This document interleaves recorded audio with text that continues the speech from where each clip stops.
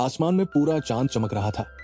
ठंडी रात की हवा बह रही थी और एक किराए के हत्यारे के भीतर उठती भावनाएं उसी एक सच्चाई को फुसफुसा रही थी। रेयॉन घुटनों के बल बैठा था, जबकि उसका मेंटोर उसके काम की प्रशंसा कर रहा था। रेयॉन ने अपनी नीली आंखें खोली और ऊपर देखा। मिस्टर डिरस उसे गंभीर चेहरे से निहार रहा था। आज वही दिन था जब ये युवक उसके हाथों मारा जाने वाला था। रात के आसमान के नीचे खड़े होकर डिरस ने कहा कि रेयॉन ने शैडोज के लीडर के रूप में अपनी स्थिति के योग्य प्रदर्शन किया है और उसी की वजह से उनका परिवार तेजी से आगे बढ़ा है।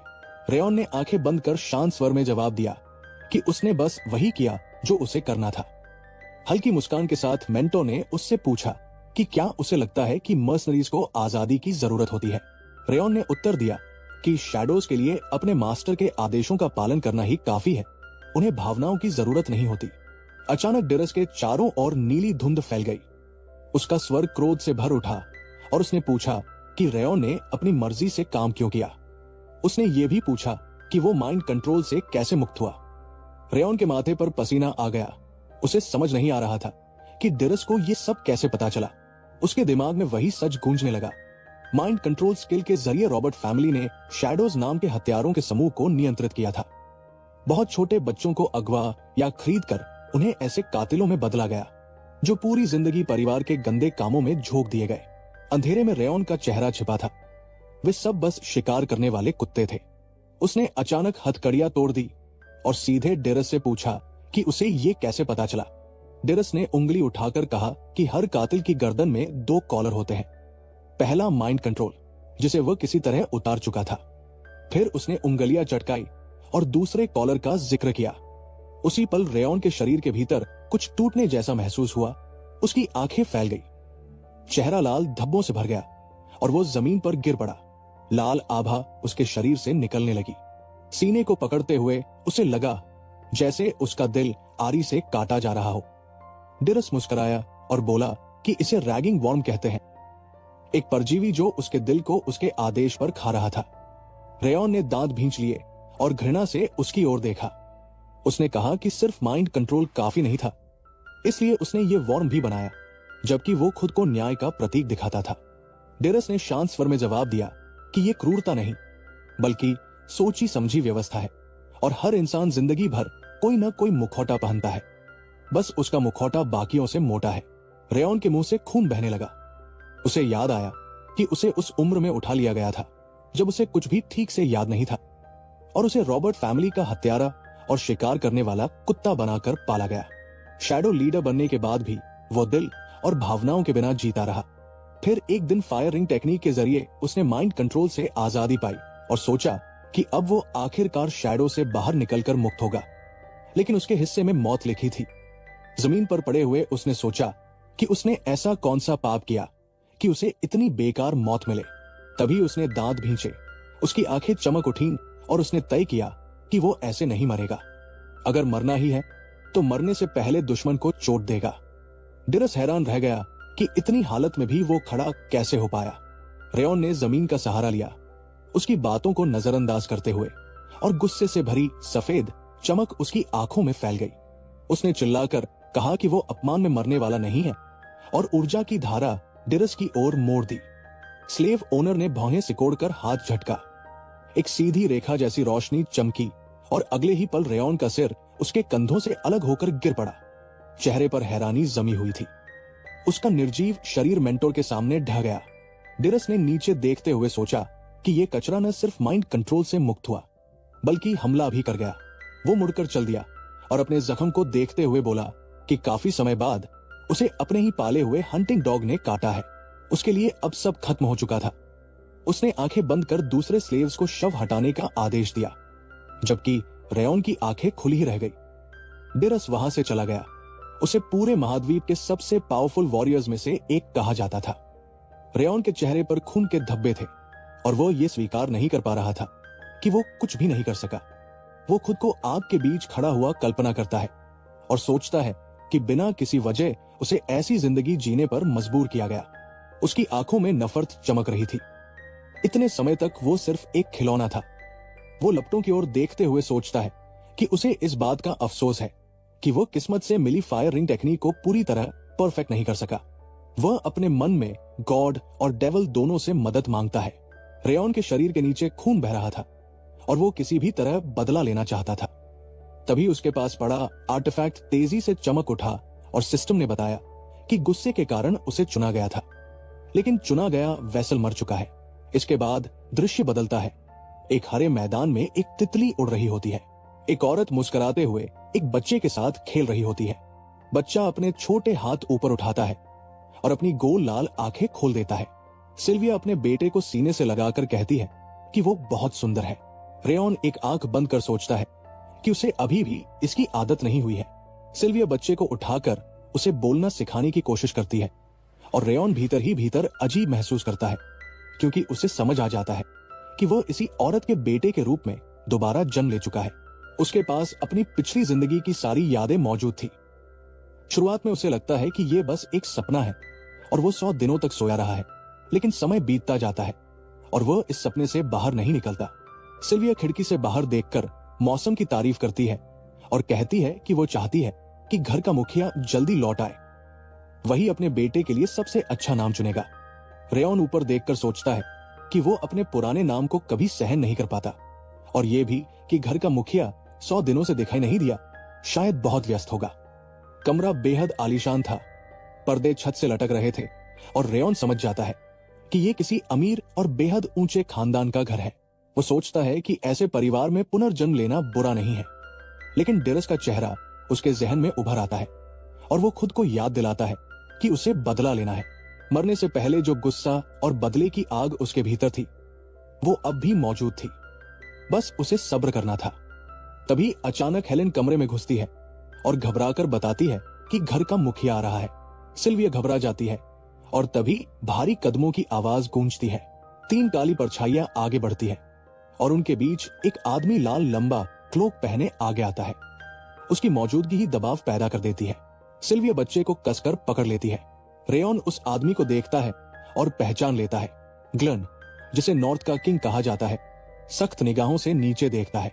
वो बच्चे को अपनी बाहों में उठाकर कहता है कि आज से उसका नाम रेयॉन होगा, ताकि वो अपने नाम के अर्थ की तरह खामोश साए में जिए, जैसे उसका कोई अस्तित्व ही न हो। बच्चे की आंखें फैल जाती हैं। उसे लगता है जैसे पिछली जिंदगी आगे बढ़ रही हो। बाद में पर्दे बंद हो जाते हैं। रात गहरी हो जाती है। रेयॉन बिस्तर पर लेटा सोचता है कि 100 दिनों की ये घुटन अब खत्म हुई है और उसे आखिरकार एक मौका मिला है। वो आंखें सिकोड़ता है। उसे एहसास होता है कि सिल्विया हर समय पास रहने की वजह से वो मना इस्तेमाल नहीं कर पाया। अब वो आंखें बंद करता है और दोबारा कोशिश करने का फैसला करता है। रेयॉन अपनी पिछली जिंदगी वाली मुद्रा दोहराता है और रिंग ऑफ फायर को एक्टिवेट करता है। वो जंगल के बीच एक इंसान की कल्पना करता है और सोचता है कि इस महाद्वीप में आम कल्टीवेशन टेक्निक्स सांस के जरिए नेचर से मना खींचने और फिर डैंटिन में ऑरा को अलाइन करने पर आधारित होती है। लेकिन फायर रिंग इसके बिल्कुल उलट काम करती है। इंसान के पीछे एक लपट उभरती है, ठीक वैसे जैसे कोई मेज मना सर्कल बनाता है, और वही लपट दिल के चारों ओर एक रिंग बना लेती है जो स्टैमिना और फिजिकल एबिलिटीज को ग्रो करने देती है। रेयॉन के हाथ में तलवार होती है और वह डेरस के चेहरे की कल्पना करता है। सोचता है कि वह भी रिंग ऑफ फायर की मौजूदगी पहचान नहीं पाएगा। वो आग की कल्पना करता है और सोचता है कि अगर वह इस रिंग से बॉडी और स्पिरिट दोनों को डेवलप कर ले और साथ ही ज़ीगार्ड की स्वॉर्ड टेक्निक्स भी मास्टर कर ले, तो उस स्काउंडल से बदला सिर्फ ख्वाब नहीं रहेगा। वो स्लेव ओनर को अपने पीछे खड़ा हुआ सोचता है, फिर अपने हाथों को देखता है और महसूस करता है कि उसके नए शरीर का मना सर्किट भयानक ठंड से भरा हुआ है। वो आंखें बंद करता है और 9 क्लॉग्ड जगह गिनता है जो उसे मार भी सकती है। वो आग और बर्फ की कल्पना करता है और सोचता है कि इन दोनों एनर्जीज को उसे एक साथ कंबाइन करना होगा। जंगल के ऊपर सफेद शांत चमक रहा होता है। वो नीचे देखता है और महसूस करता है कि प्रोसेस धीरे चल रही है, लेकिन बिना किसी गड़बड़ी के। तभी अचानक उसकी आंखों के सामने धुंधली लकीरें उभरती है। बच्चा करवट बदलता है और हैरान होता है कि थोड़ी सी कल्टीवेशन के बाद ही वह थक गया है। पसीने की बूंदें उसके शरीर से टपकती है और फिर वो आंखें बंद करके सो जाता है। ग्लॉन अपने पोते पर कड़ी नजर रखता है और उसका हाथ बच्चे के सिर पर रखता है। कमरा अंधेरे में डूबा होता है और फिर सुबह हो जाती है। रेयॉन कालीन पर रेंगता है और बच्चों जैसी आवाजें निकालता है। सिल्विया उसे खुशी से देखती है और उसकी तारीफ करती है। रेयॉन का चेहरा फीका पड़ जाता है और वो सोचता है कि भीतर वो एक अडल्ट है, लेकिन इस तरह बेबी बनकर रहना उसे मार डालेगा। उसकी माँ उसे बाहों में उठाती है और उसे लगता है कि ठंडी एनर्जी सहना अब थोड़ा आसान हो गया है। तभी वो किसी की आवाज सुनकर साइड में देखती है और उसके चेहरे पर खुशी फैल जाती है। काले कपड़ों में एक बूढ़ा आदमी आंखें बंद करता है और मुस्कुराकर औरत से कहता है कि वो उसे अंकल कहे। रेयॉन की आंखें फैल जाती है क्योंकि वो रैगेट सेंट को पहचान लेता है। वो एक स्टाफ पकड़े बूढ़े आदमी की कल्पना करता है जिसके पास हीलिंग और डिवाइन पावर है, लेकिन जो भटके हुए जीवन में रहता है। हीलर अपनी ठुड्डी छूकर कहता है कि वो बच्चे के जन्म की खबर सुनकर इस रास्ते आया है। वो बच्चे को गोद में लेता है। उसकी लाल आंखें और सुनहरे बाल देखते हुए सेंट ऊपर देखकर पूछता है कि बच्चे का नाम क्या है। सिल्विया साइड में देखकर कहती है कि उसका नाम रेयॉन है।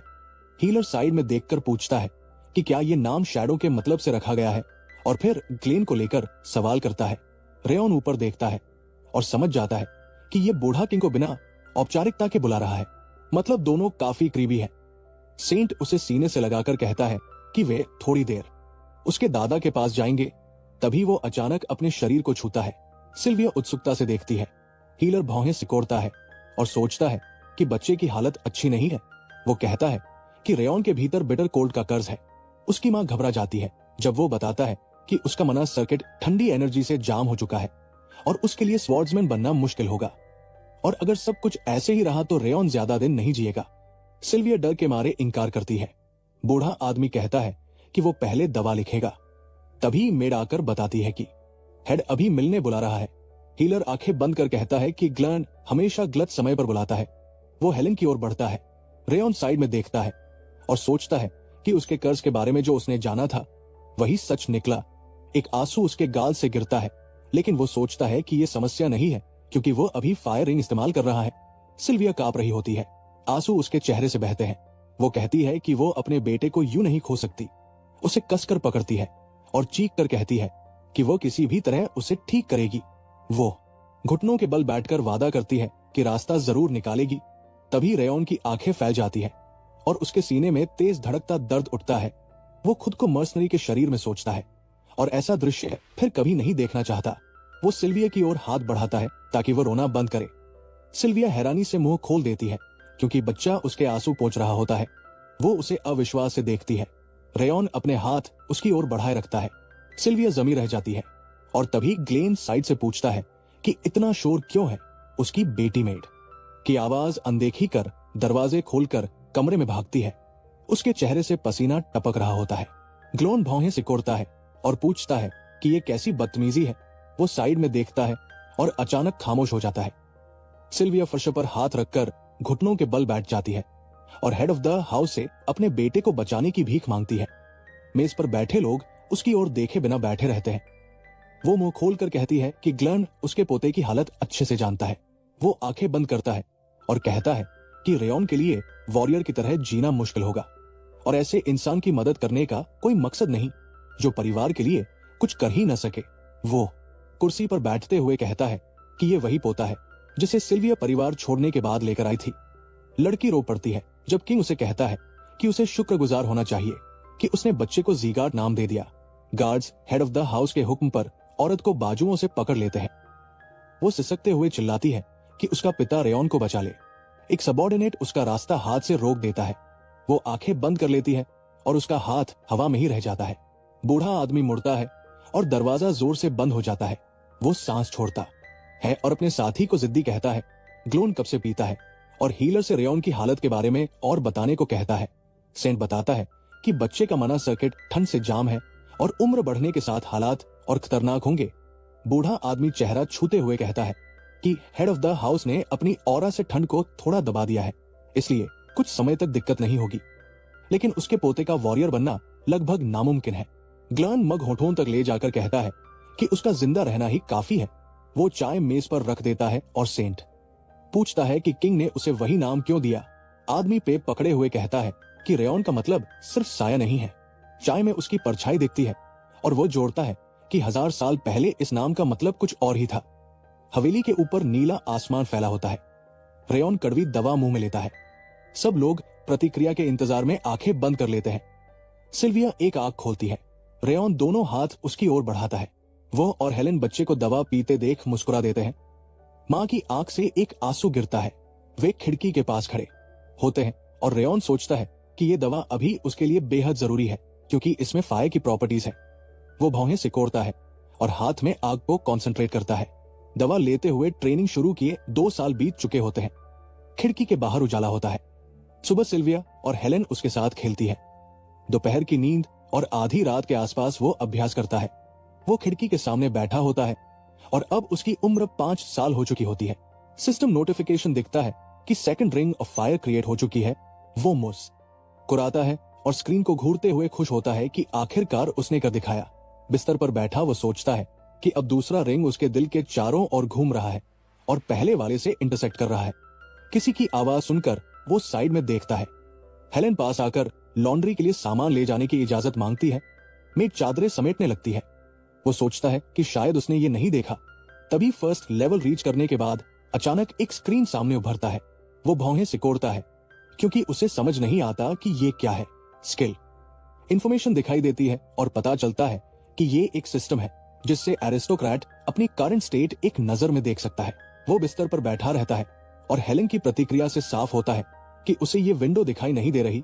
वो ठुड्डी छूकर सोचता है कि बिटर कोल्ड का कर्ज और लो एंड्योरेंस अभी भी गए नहीं है। वो साइड में देखता है और सोचता है कि इमारत में सब लोग यही फिक्र करते हैं कि कहीं उसे तकलीफ तो नहीं। सिल्विया अपने बेटे को गोद में लिए सोते हुए देखती है। वह और हेलेन सुकून भरी मुस्कान से उसे देखते हैं। रेयॉन बिस्तर के किनारे बैठता है और आंखें बंद कर सोचता है कि उसके पास अभी बहुत समय है, इसलिए जल्दबाजी की जरूरत नहीं।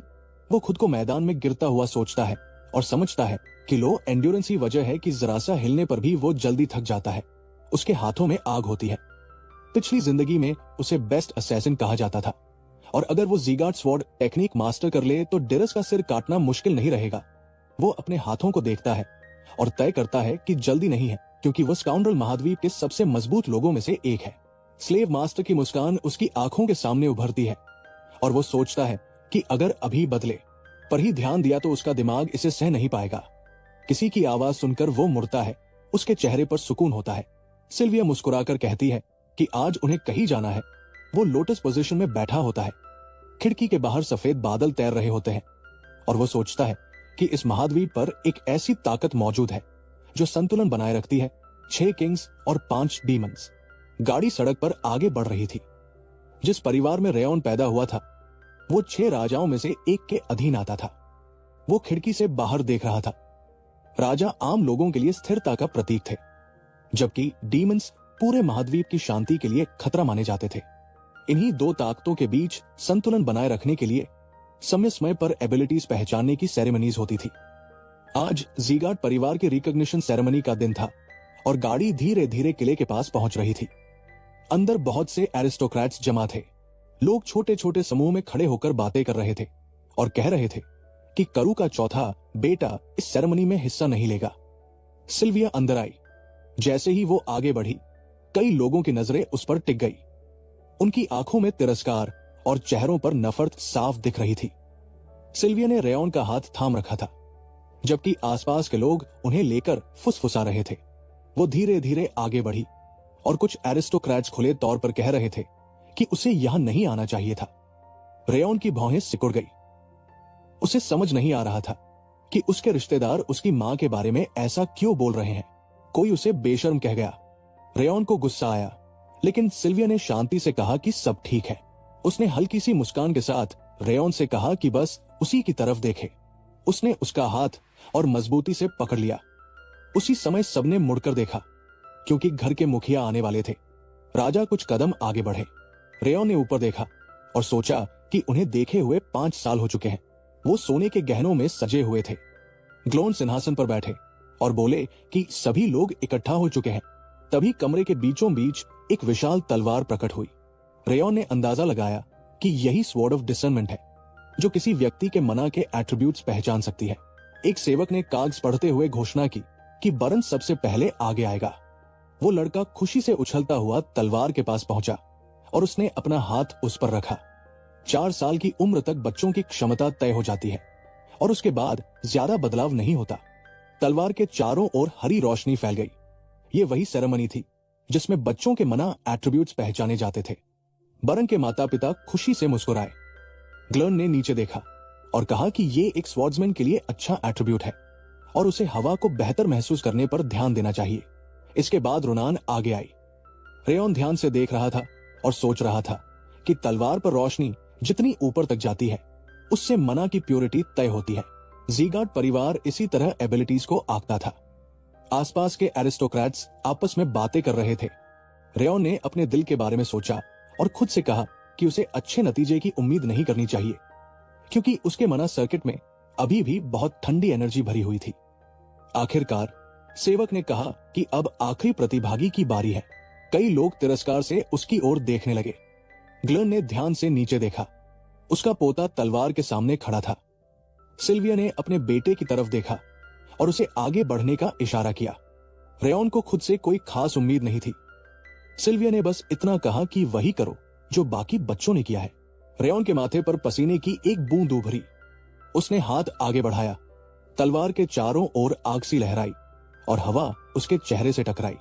उसे समझ नहीं आया कि ये कैसी रोशनी है। उसकी आंखें फैल गई। उसे भयानक दृश्य दिखे, अजीब क्रीचर्स और एक वॉरियर की छवि। एक नाइट ने तलवार उठाकर हमला किया और तेज धमाके की आवाज गूंज उठी। अचानक सब कुछ शांत हो गया। रेयॉन ने देखा कि तलवार पर उसकी मना की रोशनी बीच तक भी नहीं पहुंची थी।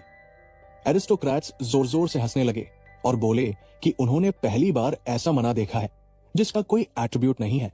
ग्लर्न ने नाराजगी से भौहें चढ़ाई। सिल्विया ने अपने बेटे के कंधे पर हाथ रखकर कहा कि सब ठीक है। लोग अभी हंस रहे थे, लेकिन ग्लर्न ने सबको चुप रहने का आदेश दिया। फिर उसने कहा कि सेरेमनी समाप्त हो चुकी है और सबको बाहर जाने को कहा। लोग मुस्कुराते हुए बाहर निकलने लगे। दरवाजे जोर से बंद हो गए। पत्थर की तलवार अब भी कमरे के बीच खड़ी थी। ग्लर्न ने हाथ के सहारे अपना चेहरा टिकाया और कहा कि अब कुछ किया नहीं जा सकता। तभी तलवार के नीचे से लाल रोशनी उभरने लगी। उसकी आंखें हैरानी से फैल गई। पूरी तलवार आग सी चमक से घिर गई। ग्लर्न ने ऊपर देखते हुए सोचा कि यह रोशनी सूरज जैसी है। उसने कहा कि ज़ीगार्ड परिवार के पहले चैप्टर की ऑरा हमेशा से ऐसी ही रही है, इतनी तीव्र कि अनवर्ल्ड की आग को भी पिघला सकती है। ग्लर्न ने नीचे देखा और उसकी भौहें गहराई से सिकुड़ गई।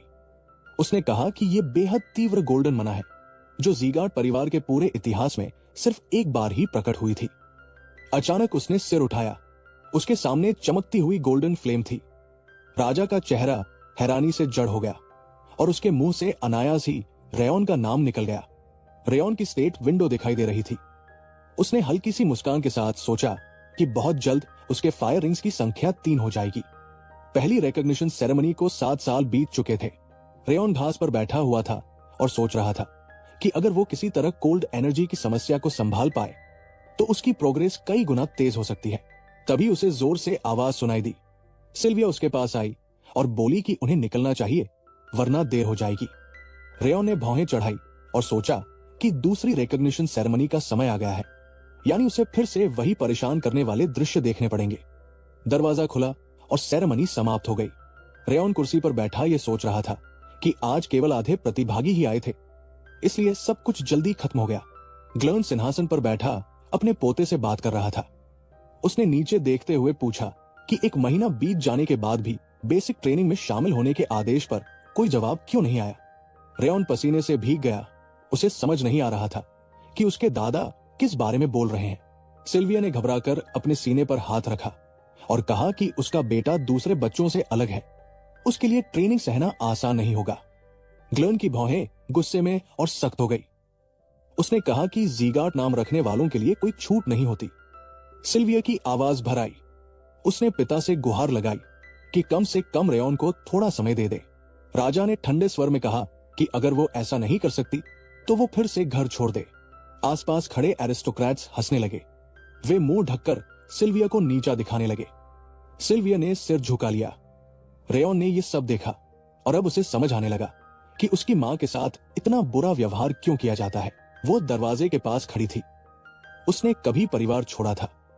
घास पर टूटी हुई तलवार पड़ी थी जो इस बात का निशान थी कि कभी उसने मार्शल आर्ट्स सीखी थी, लेकिन अब उसके पास ऑरा नहीं थी। सिल्विया और रेयॉन के पिता हाथों में हाथ डाले खड़े थे। उसने परिवार छोड़कर इस आदमी से शादी की थी। बाद में जब रेयॉन के पिता की मौत हो गई और वो गर्भवती थी, तो उसके पास वापस आने के अलावा कोई रास्ता नहीं बचा। उसने पहले ही सीधे उत्तराधिकारी का स्थान ठुकरा दिया था, इसलिए अब उसे हेय दृष्टि से देखा जाता था। रेयॉन ने ये सब देखा और उसका दिल भारी हो गया। वो उसकी मां थी और वो ये अपमान बर्दाश्त नहीं कर सकता था। उसने शोर शराबे की परवाह किए बिना आगे कदम बढ़ाया। सिल्विया की आंखें फैल गई जब रेयॉन ने शांत स्वर में कहा कि सब ठीक है। फिर वो अपने दादा के सामने पहुंचा और बोला कि वो अगले महीने से ट्रेनिंग में हिस्सा लेगा। ग्लन ने नीचे देखा और उसे चेतावनी दी कि पीछे हट जाना ही बेहतर होगा, क्योंकि ट्रेनिंग बहुत कठोर होगी। रेयॉन ने ऊपर देखकर कहा कि उसे ज़ीगाट नाम पर खरा उतरना है। ग्लन ने पूछा कि क्या उसे पता है कि इस नाम का कितना वजन है। उसकी आवाज से हवा तक कांप उठी। फर्श पर खून की एक बूंद गिर गई। रेयॉन ने दांत भींच लिए। उसे ऐसा लगा जैसे उसके दादा की नजर ही उसके दिल को जकड़ रही हो। ग्लन ने हाथ उठाया। सिल्विया ने तुरंत अपने बेटे को गले लगा लिया। स्टुअर्ट ने भी राजा से शांत होने की विनती की। कमरे में सन्नाटा छा गया। ग्लन ने सख्त आवाज में कहा कि वो अभी बोल रहा है। सिल्विया ने रेयॉन को कसकर पकड़ते हुए कहा कि वो अभी ट्रेनिंग के लिए तैयार नहीं है। रेयॉन की आंखों के सामने उसकी पिछली जिंदगी उभर आई, जहां वो एक असैसिन था, अंधेरे में जीता था और मौत के बेहद करीब रहता था। लेकिन अब सब कुछ अलग था। उसने तय कर लिया कि वो अब शैडोज में नहीं छिपेगा। उसकी आंखों में दृढ़ता आ गई। वो आगे बढ़ा और मन ही मन ठान लिया कि वो अपनी मां को उसका खोया हुआ सम्मान वापस दिलाएगा। उसने मुट्ठियां भींच ली और कहा कि भले ही वो अब तक एक दूर के आउट बिल्डिंग में रहा हो, लेकिन वो ट्रेनिंग में हिस्सा लेगा और खुद देखेगा कि ज़ीगाट होने का मतलब क्या है। उसके मन में सिल्विया और हेलेन के साथ बिताए शांत पलाए, खुला मैदान, मुस्काने और वो छोटी सी खुशियां जिनकी रक्षा वो हर हाल में करना चाहता था। दासी ट्रे में खाना पीना लेकर आई। रेयॉन पसीने से भीगा हुआ था और उसने मन ही मन तय किया कि वो सब कुछ अपने दम पर लौटा कर आएगा। राजा ने नीचे देखते हुए पूछा कि क्या उसके पोते ने बेसिक ट्रेनिंग के जरिए ज़ीगाट परिवार के स्तर को समझने का फैसला कर लिया है। लड़के ने सिर उठाकर जवाब दिया कि फिलहाल उसके पास यही एक रास्ता है। उसकी सांसें तेज चल रही थी। अचानक उसका शरीर लड़खड़ा गया और वो गिरने लगा। वो फर्श पर पड़ा ये सोच रहा था कि अगर वो अपनी काबिलियत दिखा सका तो इस परिवार में अपनी जगह बना सकता है। उसकी मुट्ठी कस गई। ट्रेनिंग ग्राउंड में छात्र तलवारों से अभ्यास कर रहे थे। करू ने हाथ बांधकर पूछा कि क्या यही वो बच्चा है जिसे बीमार और मुश्किल से चलने वाला कहा जा रहा है। अधीनस्थ ने पसीना पोंछते हुए जवाब दिया कि लड़का वाकई गंभीर रूप से बीमार है। केंद्रीय सैन्य महल के प्रबंधक ने भौहें सिकोड़ ली और सोचा कि इस बच्चे का शरीर बिल्कुल सामान्य नहीं है। उसने चेहरे पर हाथ रखते हुए कहा कि सिल्विया की काबिलियत भी कम नहीं थी। सेवक सामने खड़ा था। उसे आदेश दिया गया कि दासी को हटा दे और आदमी को बाहर भेज दे। रेयॉन मैदान में दौड़ रहा था। उसका मुंह खुला हुआ था और वो जोर जोर से सांस ले रहा था। ग्लन आगे बढ़ा। वो आदमी सोफे पर लेटा था, टोपी से चेहरा ढका हुआ था और सोने का नाटक कर रहा था। जैसे ही उसने राजा को सामने देखा, रिम खड़ा हो गया। लाइट स्वॉर्ड मुस्कुराया और बोला कि हेड का ये नाटक उस पर असर नहीं करता। वो सोफे पर बैठ गया और बोला कि इंस्ट्रक्टर्स उसके आदेशों का पालन कर रहे हैं, क्योंकि वह दिमाग से काम करता है और वे शरीर से। एल्फ हल्के से हंसा और बोला कि अक्सर इंसान मरने से पहले बदल जाता है। बूढ़े आदमी ने नाखुशी से उसकी तरफ देखा और पूछा कि क्या वह अपने सबसे छोटे पोते की वजह से आया है। रिम ने हाथ बांधकर कहा कि सिल्विया पहले ही यहाँ आ चुकी है और उसने कहा है कि रेयॉन का ध्यान रखा जाए ताकि उसे चोट न लगे। उसने कमर पर हाथ रखते हुए याद दिलाया कि ग्लन ने 5वें ट्रेनिंग ग्राउंड के मामलों में दखल न देने का वादा किया था। सख्त स्वर में उसने कहा कि वो किसी के लिए भी छूट नहीं देगा, चाहे वो हेड का पोता ही क्यों न हो। जब राजा ने कहा कि वही तो वो चाहता है, तो रिमा हैरान हो गया। ग्लन ने सीधे देखते हुए कहा कि ट्रेनिंग की इंटेंसिटी कम न की जाए, ताकि जो काबिल नहीं है वे अपने आप बाहर हो जाए। मेंटो ने मुंह ढक लिया, जैसे वो रेयॉन को कमजोर कहने से खुद को रोक रहा हो। फिर उसके गाल लाल हो गए और उसने कहा कि ग्लन अपने सबसे छोटे पोते से जितना दिखाता है उससे कहीं ज्यादा लगाव रखता है। उसने पीठ घुमाई और कहा कि ऐसे में वो बेझिझक अपना काम करेगा। राजा मुड़ गया और लीमा ने उसे विदा कहा। रेयॉन सिस्टम नोटिफिकेशन देख रहा था और सोच रहा था कि तीसरा लेवल पहले से काफी अलग है। उसके शरीर की सेंसिटिविटी बढ़ गई थी। उसे याद आया कि सिल्विया ने उसे गले लगाकर कहा था कि पहले ही दिन इतना ज्यादा नहीं करना चाहिए। उसने मुट्ठी भींच ली और सोचा कि यह स्टेट विंडो उसकी कल्टीवेशन को साफ तौर पर तेज कर रही है। उसने ज़ीगार्ड परिवार के ट्रेनिंग तरीकों के बारे में सोचा और महसूस किया कि वहां की ट्रेनिंग बदनाम इसलिए है क्योंकि वो बेहद कठोर है। उसके दिमाग में शतरंज का खेल आया और उसने सोचा कि मजबूत नींव के बिना ऊंची इमारत नहीं टिकती। उसने अपनी तलवार उठाई और सोचा कि अगर वो सबसे बेहतर नतीजे दिखा दे तो उसे ताने मारने वाले सब चुप हो जाएंगे। फिर उसके दिमाग में डिरस का चेहरा उभरा। उसने चेहरे पर हाथ रखा और ठान लिया कि जब तक वो खुद उस आदमी का सिर नहीं काट देगा तब तक नहीं रुकेगा। रेयॉन मुड़ा। सिल्विया कमरे में आई और पूछा कि क्या वो सो रहा था। वो बिस्तर पर बैठ गई और बोली कि कल उसे बेसिक ट्रेनिंग के मैदान में जाना है। उसने मुस्कुराकर पूछा कि क्या उसे वहां जाना ही पड़ेगा। वो उसके सामने बैठ गया। सिल्विया ने कहा कि वो सच में उसे रोकना चाहती है क्योंकि ट्रेनिंग में उसे चोट लग सकती है। उसने उसके कंधे पर हाथ रखा और पूछा कि क्या वो 1 साल टाल सकता है। जब रेयॉन ने कहा कि वो ऐसा नहीं कर सकता तो उसकी भौहें उठ गई।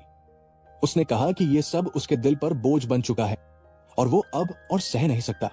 सिल्विया उसे हैरानी से देखती रह गई। रेयॉन ने कहा कि अगर वो ये ट्रेनिंग सम्मान के साथ पूरी कर ले तो लोग उसकी मां को नजरअंदाज नहीं करेंगे। सिल्विया के गाल लाल हो गए। उसने हाथ जोड़ते हुए कहा कि शायद उसे ये अजीब लगता होगा कि वे दूर रहते हैं और सब उन्हें क्यों ताने मारते हैं। उसने अपनी जवानी की कहानी सुनाई, कैसे एक मिशन के दौरान उसकी मुलाकात एक आदमी से हुई और वो उससे प्यार कर बैठी। वो एक साधारण नाइट था, इसलिए साथ रहना आसान नहीं था। उसने तलवार नीचे रख दी, मना और एनर्जी सर्किट छोड़ दिए और परिवार छोड़ दिया। उसने शिया, जो रेयॉन से 2 साल बड़ी थी, के सिर पर हाथ फेरा। उसने बताया कि वे शांति से साथ रहते थे जब तक एडन के शीर्ष ने उन पर हमला नहीं कर दिया। वो आदमी के पीछे खड़ी थी और उस वक्त वो रेयॉन से गर्भवती थी। सिल्विया की आंखें फैल गई। वे कुछ भी नहीं कर पाए। उसने मुंह खोलकर रोना शुरू कर दिया। राजा के गार्ड्स उसके पीछे खड़े थे, लेकिन वे बहुत देर से पहुंचे थे। आंसू उसकी गालों से बह रहे थे। सिल्विया ने नीचे देखते हुए कहा कि उसके पास अपने परिवार में लौटने के अलावा कोई रास्ता नहीं था और इसी वजह से इस घर में उसे पापी माना गया। वे दोनों पास पास बैठे थे और उसने कहा कि अब उसके पास अपने पिता से कहने के लिए कुछ भी नहीं बचा। रेयॉन ने भौहें सिकोड़ ली और सोचा कि यह फैसला स्वार्थी था। उसके मन में काले साए उभरे और उसने सोचा कि अपनी निजी खुशी के लिए उसने परिवार की जिम्मेदारी छोड़ दी और फिर जान बचाने के लिए वापस लौट आई। लेकिन सिल्विया ने बच्चे को प्यार से देखा। वही थी जिसने उसे ये एहसास दिया था और उसकी दोनों जिंदगियों में वही उसकी एकमात्र मां थी। वो मुस्कुराई और बोली कि उसे कोई पछतावा नहीं है। वो आदमी सिल्विया को गले लगाए हुए था। उसने कहा कि वो उस समय भी खुश थी और अब अपने बेटे के साथ यहां भी खुश है। फिर उसने नीचे देखते हुए कहा कि उसे रेयॉन के लिए अपराध बोध है क्योंकि उसने बहुत मूर्खता की। रेयॉन ने उसका हाथ थाम लिया और कहा कि उसे चिंता करने की जरूरत नहीं है। उसने मन ही मन मुस्कुराते हुए सोचा कि भले ही दुनिया उसे स्वार्थी कहे, लेकिन उसके लिए वही सबसे कीमती मां है। सिल्विया के गाल लाल हो गए और एक आंसू फिसलकर नीचे गिर गया। कमरे में रोशनी जल रही थी। रेयॉन ने हाथ उठाकर कहा कि वो बहुत थक गया है और सिल्विया को शांत कराया। वो बिस्तर पर बैठ गया और सोचा कि रिंग ऑफ फायर की एक्टिवेशन को जांच लेना चाहिए, फिर सो जाना ठीक रहेगा। वो लोटस पोजीशन में बैठ गया। उसके चारों ओर मना फैलने लगा और उसे लगा कि नतीजे दिखने लगे हैं। अचानक सामने की धुंध किसी अजीब आकार में बदलने लगी। एक चमकती हुई अस्पष्ट आकृति उभरी और बोली कि आखिरकार समय आ गया है। उस आत्मा ने मुस्कुराकर कहा कि उसके भीतर जो एंगर जमा हो रही थी वो यहां तक पहुंच चुकी है। रेयॉन की आंखें हैरानी से फैल गई और सिस्टम ने बताया कि एंगर अवेकन हो चुकी है। वो जादुई प्राणी दुष्ट मुस्कान के साथ बोला कि उसके भीतर उठी हुई एंगर उसे यहां ले आई है और फिर उसने खुद को अंडरवर्ल्ड के दूसरे किंग के नाम से परिचित कराया, ये कहते हुए कि वो उसका बदला लेगा। जादुई धाराएं घूमने लगी और उस आत्मा ने बदले में उसकी सोल और बॉडी मांगी। रेयॉन ने एक घुटना जमीन पर रखा और पूछा कि वो कौन है। रॉथ हैरान था कि सामने सिर्फ एक बच्चा है। उसके सिर के ऊपर मंडराते हुए उस सत्ता ने बताया कि वो असल में कौन है और फिर कहा कि इतनी गहरी एंगर किसी बच्चे की नहीं हो सकती। लेकिन फिर उसने नीचे झांका और कहा कि सच में वही है। ज़ीगार्ड परिवार का वंशज चुप रह गया जब उस प्राणी ने कहा कि उसके दिल के भीतर बेकाबू एंगर भरी हुई है। रेयॉन ने गुस्से में भौहें सिकोड़ ली। अंडरवर्ल्ड के दूसरे शासक ने कहा कि उसे अपनी सोल और बॉडी छोड़ दे, क्योंकि तब वो उस बदले को हकीकत बना सकता है जिसका सपना वो बहुत समय से देख रहा है। रेयॉन ने एक तरफ देखते हुए सोचा कि शायद ये वही एंगर है जो डिरस के लिए उसकी मौत से पहले थी। उसने ठुड्डी उठाई और साफ कहा कि उसे किसी की मदद नहीं चाहिए और वो अपना बदला खुद लेगा। रॉथ उसकी गर्दन के पास सरक आया और बोला कि वो बहुत बड़ी गलती कर रहा है। उसने ठहाका लगाया और कहा कि डिरस उसका सिर खुद काटेगा। रॉथ ने साफ कहा कि उसे किसी सौदे में दिलचस्पी नहीं है। उसने अपना फैसला कर लिया है। हवा में जादुई लहरें फैल गई। रेयॉन ने अपने कंधे को पकड़ लिया और अंडरवर्ल्ड का शासक चौंक गया जब उसे आइसी फ्लेम्स का एहसास हुआ। वो आगे झपटा और चिल्लाया कि उसे बस उसका शरीर चाहिए। रेयॉन ने डरते हुए हाथ आगे कर दिया। उसकी पुतलियां सिकुड़ गई। तेज रोशनी फूटी और फर्श पर बर्फ जैसी परत जम गई। सीने को पकड़े हुए रेयॉन को लगा कि उसका शरीर और दिमाग जमते जा रहे हैं। उसे ख्याल आया कि कहीं उसका एट्रीब्यूट फायर नहीं बल्कि कोल्ड तो नहीं। रॉथ ने उसकी पीठ की ओर उंगलियां बढ़ाई और कहा कि डिरस के बारे में सोचकर अपनी एंगर को पूरी तरह जगाए, और फिर जोड़ा कि चाहे वो भगवान ही क्यों न बन जाए, वो उसे मार देगा। रेयॉन कांपने लगा, लेकिन उसने महसूस किया कि वो अब तक वाटर एट्रीब्यूट की रेजिस्टेंस की वजह से टिका हुआ है। फिर भी ये हमला सिर्फ ठंडा नहीं था। रॉथ चौड़ी मुस्कान के साथ उसे देख रहा था। नीचे देखते हुए रेयॉन को एहसास हुआ कि वो लगातार अपनी ही एंगर को उकसा रहा था। उसके सिर के ऊपर मंडराते हुए उस जादुई प्राणी ने कहा कि वो उसका सिर कुचल देगा, फिर उसके शरीर को चबाकर निगल जाएगा। लेकिन इतना सब करने की जरूरत भी नहीं है। बस उसे हार माननी होगी और शरीर सौंप देना होगा। रेयॉन ने नीचे होंठ को जोर से दबाया और सोचा कि अगर उसने शरीर दे दिया तो सिल्विया और आउट बिल्डिंग में रहने वाली नौकरानियों के साथ क्या होगा। इसका कोई भरोसा नहीं है। उसे याद आया कि वे लड़कियां कितनी बेफिक्र होकर आंखें बंद कर लेती थी, और उसी पल उसने तय कर लिया कि चाहे यही मरना पड़े, वो अपना शरीर किसी को नहीं देगा। उसके सिर के ऊपर रहते हुए रॉथ ने कहा कि उसे बस अपनी एंगर को पूरी तरह स्वीकार करना है, फिर सब आसान हो जाएगा। लेकिन रेयॉन बिना मतलब के अब भी विरोध कर रहा था। उसने ये भी जोड़ा कि वो इस शरीर को ज्यादा नुकसान नहीं पहुंचाना चाहता, क्योंकि आगे उसे इसी का इस्तेमाल करना है। मगर लगता है कोई और रास्ता नहीं बचा। रेयॉन का शरीर आगे झुक गया और उसने मन ही मन मान लिया कि शायद अब वो टुकड़ों में बिखर जाएगा। रॉथ ने कहा कि अब वो कोई रियायत नहीं देगा और सीधे उसे निगल जाएगा। कड़ाके की ठंड से दांत भींचते हुए रेयॉन को लगा कि वो सच में अपनी सीमा पर पहुंच चुका है, और अगर ये यूं ही चलता रहा तो वो ज्यादा देर नहीं टिक पाएगा। उसे समझ नहीं आ रहा था कि वो अब तक जिंदा कैसे है। अचानक रेयॉन की आंखें फैल गई। उसने हथेलियों को आपस में सटाया और उसे एहसास हुआ कि अगर वो वाटर एट्रीब्यूट के रेजिस्टेंस से ठंड को झेल पा रहा है तो शायद रिंग ऑफ फायर का इस्तेमाल करके वो अपने दिमाग और शरीर के दर्द से पूरी तरह बाहर निकल सकता है। उसने ठुड्डी झुकाई और मन में कहा कि चाहे जो हो, यही उसके बचने का आखिरी रास्ता है। उसी पल उसके चारों ओर आग की धाराएं लिपट गई। रॉथ घबरा गया और समझ नहीं पाया कि ये क्या हो रहा है। वो गुस्से में दांत पीसते हुए चिल्लाया कि उसे समझ नहीं आ रहा, इतनी कम देर में जागने के बाद भी ये कैसे संभव है, और आखिर वो सिर्फ एक इंसानी बच्चा है। रेयॉन ने पूरी एकाग्रता से कहा कि वो अपना बदला खुद लेगा और किसी इविल स्पिरिट को अपना शरीर नहीं देगा। रॉथ इस बात पर भड़क उठा कि अंडरवर्ल्ड के शासक को इविल स्पिरिट कहा जा रहा है। रेयॉन हल्का सा मुस्कुराया और पलटकर पूछा कि क्या अंडरवर्ल्ड का शासक एक बच्चे से भी नहीं निपट सकता। रॉथ गुस्से से भर गया। रेयॉन ने ताना मारते हुए पूछा कि क्या बाकी सारे किंग्स मर चुके हैं, और फिर कहा कि बेहतर होगा वो चुपचाप गायब हो जाए। उसे यह भी ख्याल आया कि रॉथ ने खुद कहा था कि वो अभी अभी जागा है। शायद इसी वजह से वो अपनी ताकत को ठीक से इस्तेमाल नहीं कर पा रहा। उसी समय एक सिस्टम नोटिफिकेशन दिखाई दी जिसमें बताया गया कि एक अतिरिक्त एबिलिटी अनलॉक हो गई है। रेयॉन को हैरानी हुई कि ये अचानक कैसे हो गया। उसने देखा कि स्किल्स अब नंबर्स में दिखने लगी थी।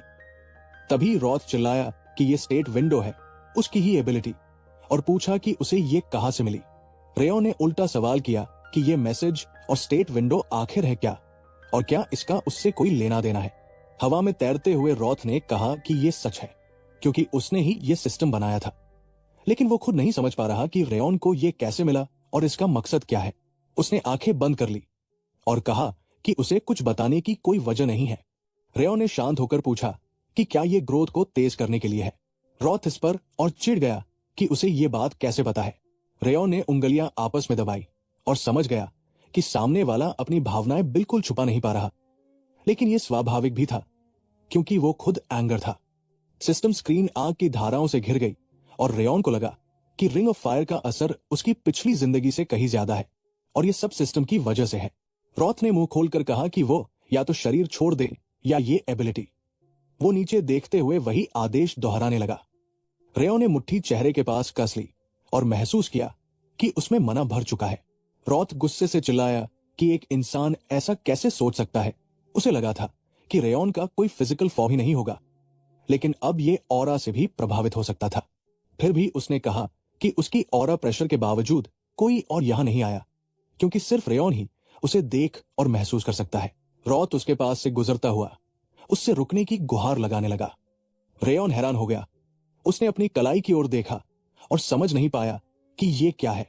उसकी कलाई पर एक ब्रेसलेट दिखाई दिया। रॉथ ने कहा कि भले ही वो अभी आजाद हुआ हो, उसकी ताकत वापस आएगी और चाहे रेयॉन कुछ भी कर ले, वो उसे रोक नहीं पाएगा, क्योंकि जब तक उसकी सांसें चल रही है, रॉथ वही रहेगा। अपनी उंगलियों को देखते हुए रेयॉन ने मन ही मन सोचा कि ये इविल स्पिरिट किसी जोंक की तरह है और अगर बस चलता तो वो अभी इसे नोचकर अलग कर देता। कमरे के दरवाजे के पास नौकरानी खड़ी थी। रेयॉन सोच रहा था कि अगर उसने जबरदस्ती कुछ किया तो या तो सिस्टम गायब हो सकता है या फिर वो चीज सिल्विया या हेलेन को नुकसान पहुंचाने की कोशिश करेगी। होठों के कोने नीचे करते हुए उसने तय किया कि बेहतर यही है कि वो इसे अपने पास ही रहने दे और चुपचाप देखता रहे। फिलहाल वो सिर्फ यही मान सकता था कि वो खुद को इतनी तेजी से मजबूत कर लेगा कि एक दिन इसे पूरी तरह काबू में कर सके। रात के आसमान में चमकता चांद साफ दिख रहा था। रेयॉन ने कहा कि वो बात समझता है, लेकिन फिर पूछा कि क्या सच में ब्रेसलेट बनना जरूरी था, क्योंकि उसे ये बिल्कुल पसंद नहीं आ रहा था। हवेली की एकमात्र खिड़की में रोशनी जल रही थी और रॉथ ने झुंझलाकर कहा कि ये तो पसंद की बात है जिसका सम्मान किया जाना चाहिए। रेयॉन ने बस इतना कहा कि ठीक है, जैसा वो चाहे। सुबह धूप पहाड़ की ढलान पर फैल रही थी। नौकरानी ने सिल्विया के हाथ थामकर कहा कि यंग मास्टर सब संभालेगा। सिल्विया ने सिर हिलाया जैसे वह ये बात जानती हो। जब रेयॉन ने कहा कि वो तैयार है तो दोनों औरतों के चेहरे पर हल्की चिंता दिखी। सीढ़ियों से उतरते हुए उसने महसूस किया कि अब ट्रेनिंग ग्राउंड जाने का समय आ गया है। लोहे के गेट के पास खड़ी नौकरानी ने उसे सावधान रहने को कहा और ज्यादा जोर न डालने की सलाह दी। रेयॉन ने वादा किया कि वो ध्यान रखेगा, लेकिन यह भी कहा कि अब उसे जाना ही होगा। सिल्विया ने जमीन की तरफ देखा, परेशान सी लग रही थी। उसकी सहायक ने धीमे से कहा कि ऐसे चेहरे के साथ वो बेटे को कैसे विदा करेगी, वो और भी परेशान हो सकता है। सिल्विया ने बेटे के कंधे पर हाथ रखा, उसे ट्रेनिंग के लिए शुभकामनाएं दी।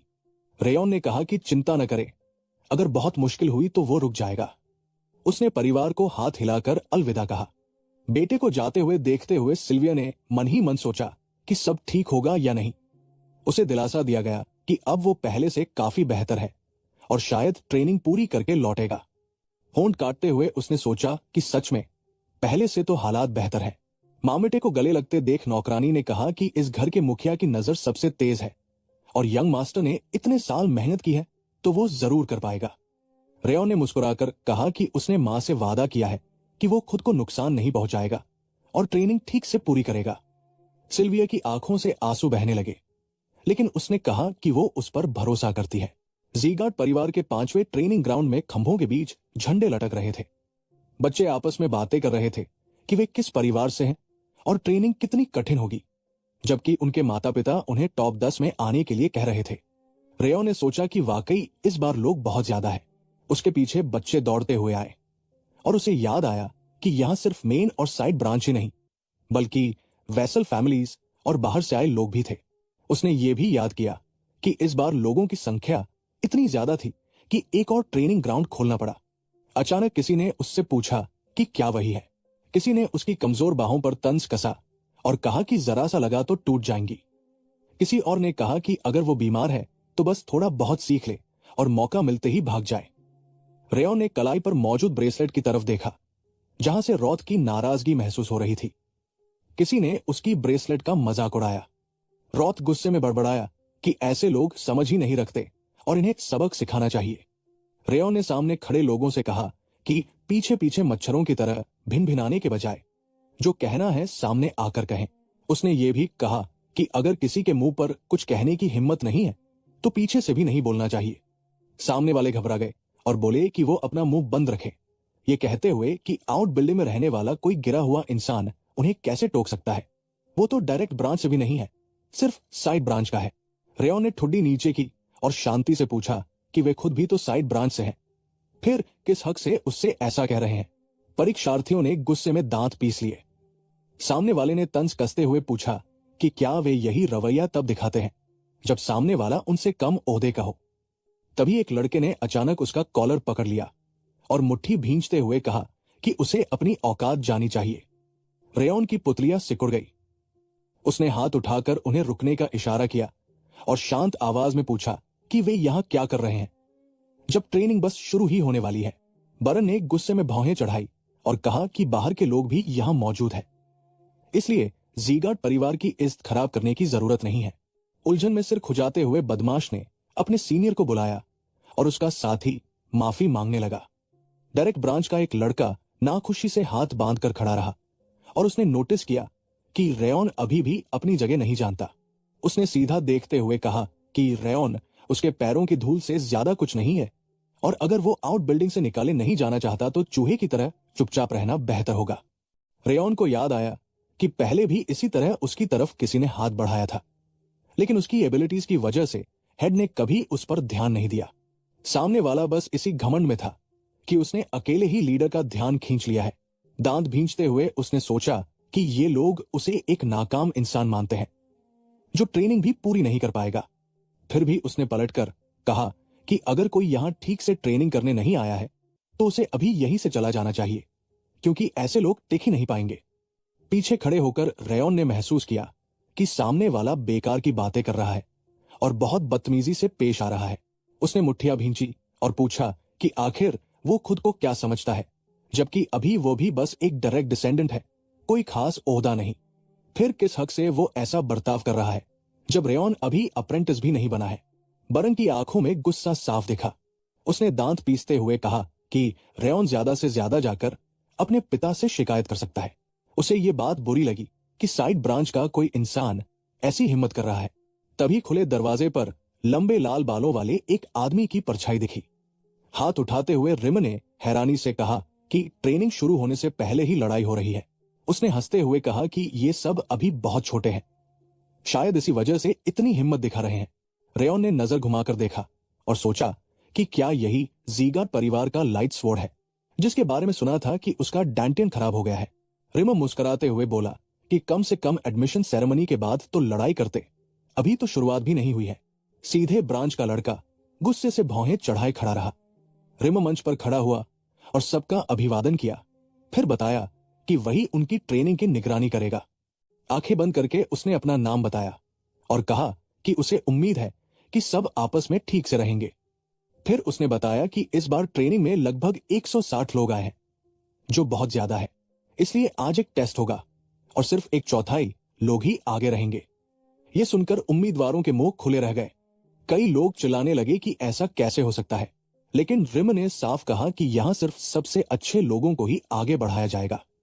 रेयॉन ने मन ही मन रॉथ से चुप रहने को कहा जब वो गुस्से में कुछ बड़बड़ा रहा था। कुर्सी पर बैठते हुए रिम ने कहा कि यही इस परेड ग्राउंड का नियम है।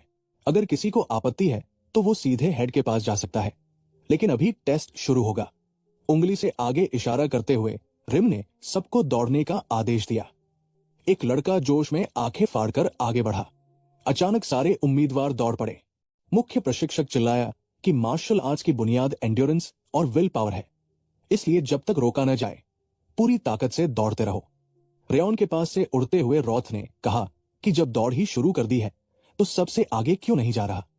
रेयॉन ने हाथ झटकते हुए कहा कि यह कोई रेस नहीं है, उसे किसी से आगे निकलने की जरूरत नहीं। रिम के चेहरे पर हल्की मुस्कान आई।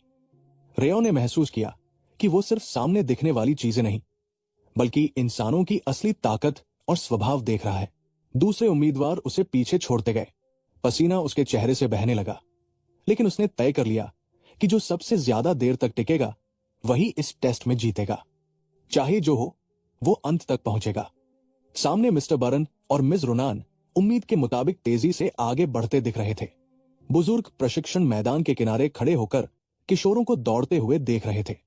उनमें से एक ने कहा कि यहां मौजूद सभी बच्चों का ओवरऑल लेवल काफी अच्छा है, लेकिन 2 बच्चे साफ तौर पर सबसे ज्यादा नजर आ रहे हैं। दूसरे ने जवाब दिया कि वे अभी भी पूरी ताकत से नहीं दौड़ रहे हैं, इसलिए आसानी से कुछ घंटे और टिक सकते हैं। कुछ बच्चों ने हाथ से अपनी आंखों के आगे छाया बनाई और परेड ग्राउंड के कर्मचारी ने कहा कि अगर 12 साल की उम्र में ही इनमें ऐसी क्षमता है तो इनका भविष्य काफी डरावना होगा। हाथ बांधकर खड़े एक व्यक्ति की नजर उस लड़के पर पड़ी और उसने पूछा कि क्या यही वही रेयॉन है जिसके बारे में अब तक सिर्फ अफवाहें ही सुनी गई थी। रेयॉन अपनी जैकेट को सीने से पकड़े हुए दौड़ रहा था और लोग कह रहे थे कि जैसा अनुमान था वो बाकियों से आगे नहीं निकल पा रहा और हमेशा सबसे पीछे ही रहता है। लेकिन अगर यह ध्यान में रखा जाए कि वो बीमार है तो उसका अभी तक दौड़ पाना ही अपने आप में काफी हैरान करने वाली बात थी। मंच पर खड़े एक बुजुर्ग ने देखा कि वो लड़का पहले से ही थका हुआ लग रहा है, इसलिए उसे लगा कि वो जल्द ही बाहर हो जाएगा। रिम के चेहरे पर हल्की मुस्कान आ गई। उसने उंगली होठों के पास रखते हुए सोचा कि यह वाकई दिलचस्प है और उसने पहली बार ऐसा कोई बच्चा देखा है। परिवार के मुखिया की भौहें तन गई और रिम ने मन ही मन सोचा कि शायद वो महाद्वीप के सबसे ताकतवर लोगों की भी असली गहराई का अंदाजा नहीं लगा पाता। नीले रंग की हल्की झलकें दिख रही थी, क्योंकि ज्यादातर बच्चों के आसपास मना की पतली धारियां और उनके रंग साफ नजर आ रहे थे, जिनसे ये समझ आता था कि वे आगे चलकर कैसे होंगे। रोनान ने अपनी तलवार की मूठ को कसकर पकड़ लिया। रिम ने नजर घुमाकर फिर से रेयॉन की तरफ देखा। परेड ग्राउंड के एक अधिकारी ने हैरानी से सोचा कि उसे उस लड़के के आसपास कोई रंग क्यों नहीं दिख रहा। मुस्कुराते हुए ट्यूटर ने अंदाजा लगाया कि शायद इसका मतलब यह है कि वो उसकी परसेप्शन से भी आगे निकल चुका है, और यही बात उसे और ज्यादा रोचक लगी। रेयॉन से आगे दौड़ रहे एक उम्मीदवार ने चिल्लाकर कहा कि बस पीछे वाले को देखना ही काफी है, जो अब सबसे आखिर में है। उसके साथी ने जवाब दिया कि उसे आखिरी कहना भी मुश्किल है, क्योंकि वो तो गिरने ही वाला है और 10 मिनट भी नहीं टिक पाएगा। यह सुनकर रेयॉन की आंखें फैल गई। उसे यकीन नहीं हो रहा था कि ऐसा हो सकता है। सामने देखते हुए वो सोचने लगा कि अगर ये सिर्फ ट्रेनिंग है तो वे बस दौड़ ही क्यों रहे हैं। उसे अपना पिछला जीवन याद आ गया, जब जानवर उसके पीछे पड़े रहते थे। तब भूखे जानवरों से बचने के लिए उसे तब तक दौड़ना पड़ता था जब तक शरीर जवाब न दे दे। हल्की मुस्कान के साथ उसने सोचा कि अभी की हालत तो उसके सामने काफी आसान है। उम्मीदवार तेजी से आगे बढ़ते गए। रिम ने देखा कि रेयॉन अब भी दौड़ रहा है और वो हैरानी से देखता रह गया। उसे समझ नहीं आ रहा था कि ये लड़का अब भी कैसे टिक पाया है। रेयॉन थकान से सिर झुका रहा था और रिम को लगा कि उसकी स्टैमिना तो बहुत पहले ही खत्म हो जानी चाहिए थी। ये न तो सिर्फ जिद का मामला लग रहा था और न ही गुस्से का। जब उस लड़के ने कोहनियां तेजी से उठाई तो बुजुर्ग को यकीन हो गया कि उसके पास अब और ताकत नहीं बची होनी चाहिए। डर से भरी नजर से ट्रेनिंग सुपरवाइजर ने सोचा कि वो अब ऐसी स्पिरिट दिखा रहा है जो आमतौर पर मौत की कगार पर ट्रेनिंग करने वालों में ही पैदा होती है। लेकिन यह साफ नहीं था कि उसे ये सब कहां से मिला। उंगलियां ठोड़ी पर रखते हुए उसने बुदबुदाया कि यह वाकई बहुत दिलचस्प है। बरन ने गुस्से में दांत भींच लिए। पीछे देखते हुए उसने सोचा कि यह लड़का अभी भी क्यों दौड़ रहा है, जबकि उसने साफ सुना था कि उसकी हालत ट्रेनिंग के लायक नहीं है। पहले किसी ने उसकी छाती पर हाथ रखकर बताया था कि बिटर कोल्ड के कर्ज की वजह से वो न सिर्फ वॉरियर बनने के काबिल नहीं है, बल्कि जिंदा रहना भी मुश्किल बताया गया था। डायरेक्ट ब्रांच के प्रतिनिधि को भी वो पहली मुलाकात में काफी दयनीय लगा था। लेकिन अब वही लड़का सबके सामने था और ये समझ से बाहर था कि ऐसा कैसे हो रहा है। गुस्से से दांत पीसते हुए उसने सोचा कि हर कोई उसे चिढ़ा रहा है। मना एक्टिवेट करते हुए उसने जमीन पर जोर से पैर मारा और तय कर लिया कि वो सबको दिखा देगा कि उनकी एबिलिटीज के बीच कितना बड़ा फासला है। तेज रफ्तार में उसके चेहरे से पसीने की बूंदें टपकने लगी। रेयॉन धीरे धीरे रोनान के करीब पहुंचने लगा। भौहें नीचे करते हुए उसने सोचा कि सामने वाला सिर्फ बोलने में तेज है, असल में अभी भी काफी बच्चा है। रोनान सामने देखते हुए दौड़ रही थी और रेयॉन ने महसूस किया कि वो मानसिक रूप से ज्यादा परिपक्व है। एक वैसल फैमिली के सदस्य की पीठ के पीछे से निकलते हुए उसने तय किया कि ये परीक्षा दूसरों से मुकाबला नहीं बल्कि खुद से लड़ाई है। बेकार के दिखावे वाली हरकतें बस उसकी लय बिगाड़ सकती है, इसलिए उसे अपनी रफ्तार और सांसों पर ही ध्यान देना होगा। आसमान में घने बादलों का नजारा फैला हुआ था। एक उम्मीदवार थकान से अपना ऊपरी शरीर झुका चुका था। हाथ की पीठ से ठुड्डी रगड़ते हुए वो सोच रहा था कि यहां आखिर हो क्या रहा है और वो छोटा लड़का अब तक कैसे दौड़ रहा है, जबकि उसके साथी ने कहा था कि सुना है वो बीमारी की वजह से काफी कमजोर है। रेयॉन लगातार आगे बढ़ता रहा, लेकिन किसी को समझ नहीं आ रहा था कि वो थका भी है या नहीं। मन ही मन उसने बाकी लोगों से कहा कि बेकार की बातें मत करो, क्योंकि उसके शरीर में मौजूद ठंड की वजह से वो कभी भी मर सकता है। उसके दिल के पास आग की लहरें मंडरा रही थी और साथ ही ज़ीगार्ड परिवार के इस वंशज को महसूस हो रहा था कि उसका दिल और फेफड़े जैसे अभी फट जाएंगे। लेकिन रिंग ऑफ फायर को एक्टिवेट करके ही वो किसी तरह अपनी ताकत निचोड़ पा रहा था। हल्की मुस्कान के साथ उसने सोचा कि अच्छा है कि रिंग ऑफ फायर तेजी से आगे बढ़ रहा है, और शायद ये तब पूरी क्षमता दिखाता है जब इंसान अपनी पूरी जान लगा देता है। इसलिए उसे इसी तरह चलते रहना होगा।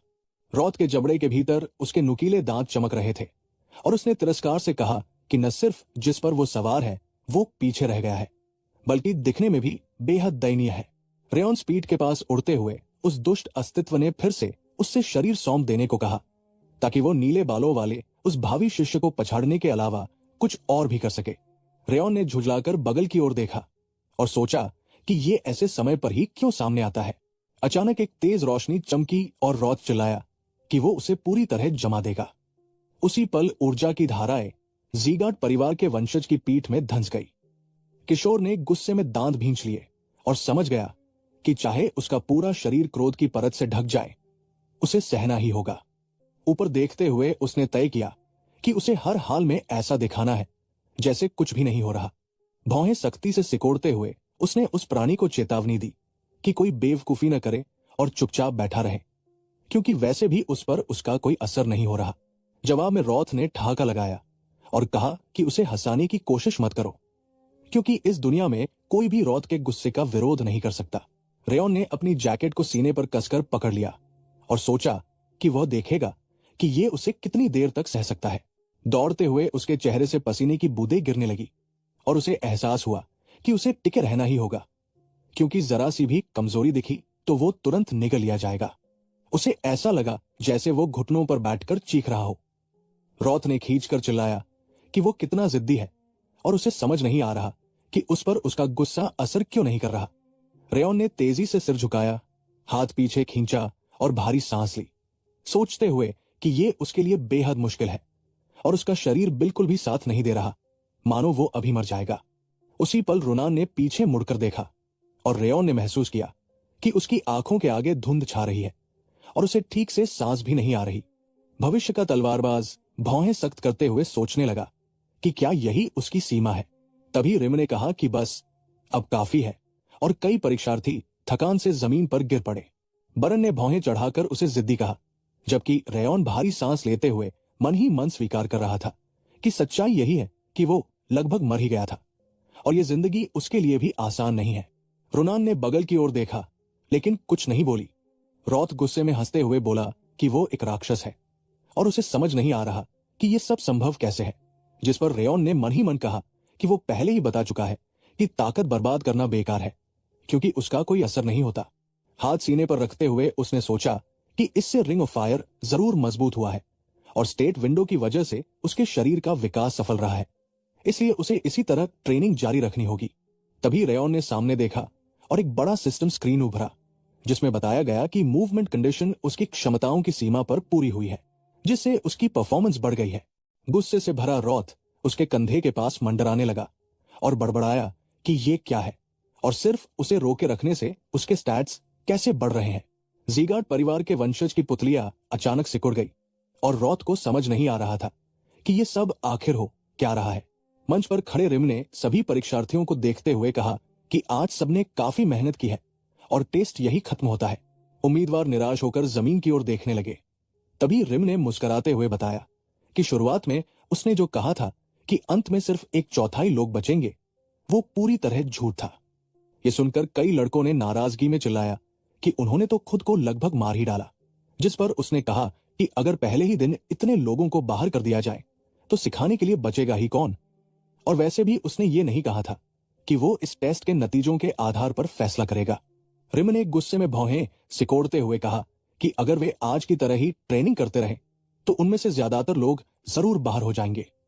ये सुनते ही कई उम्मीदवारों ने हैरानी से ठुड्डी उठा ली। मंच पर खड़े रिम ने आगे कहा कि अब से वे सभी टेम्पररी स्टूडेंट्स कहलाएंगे और अगर 6 महीने बाद होने वाला एग्जाम पास कर लिया तो टेम्पररी शब्द हटा दिया जाएगा।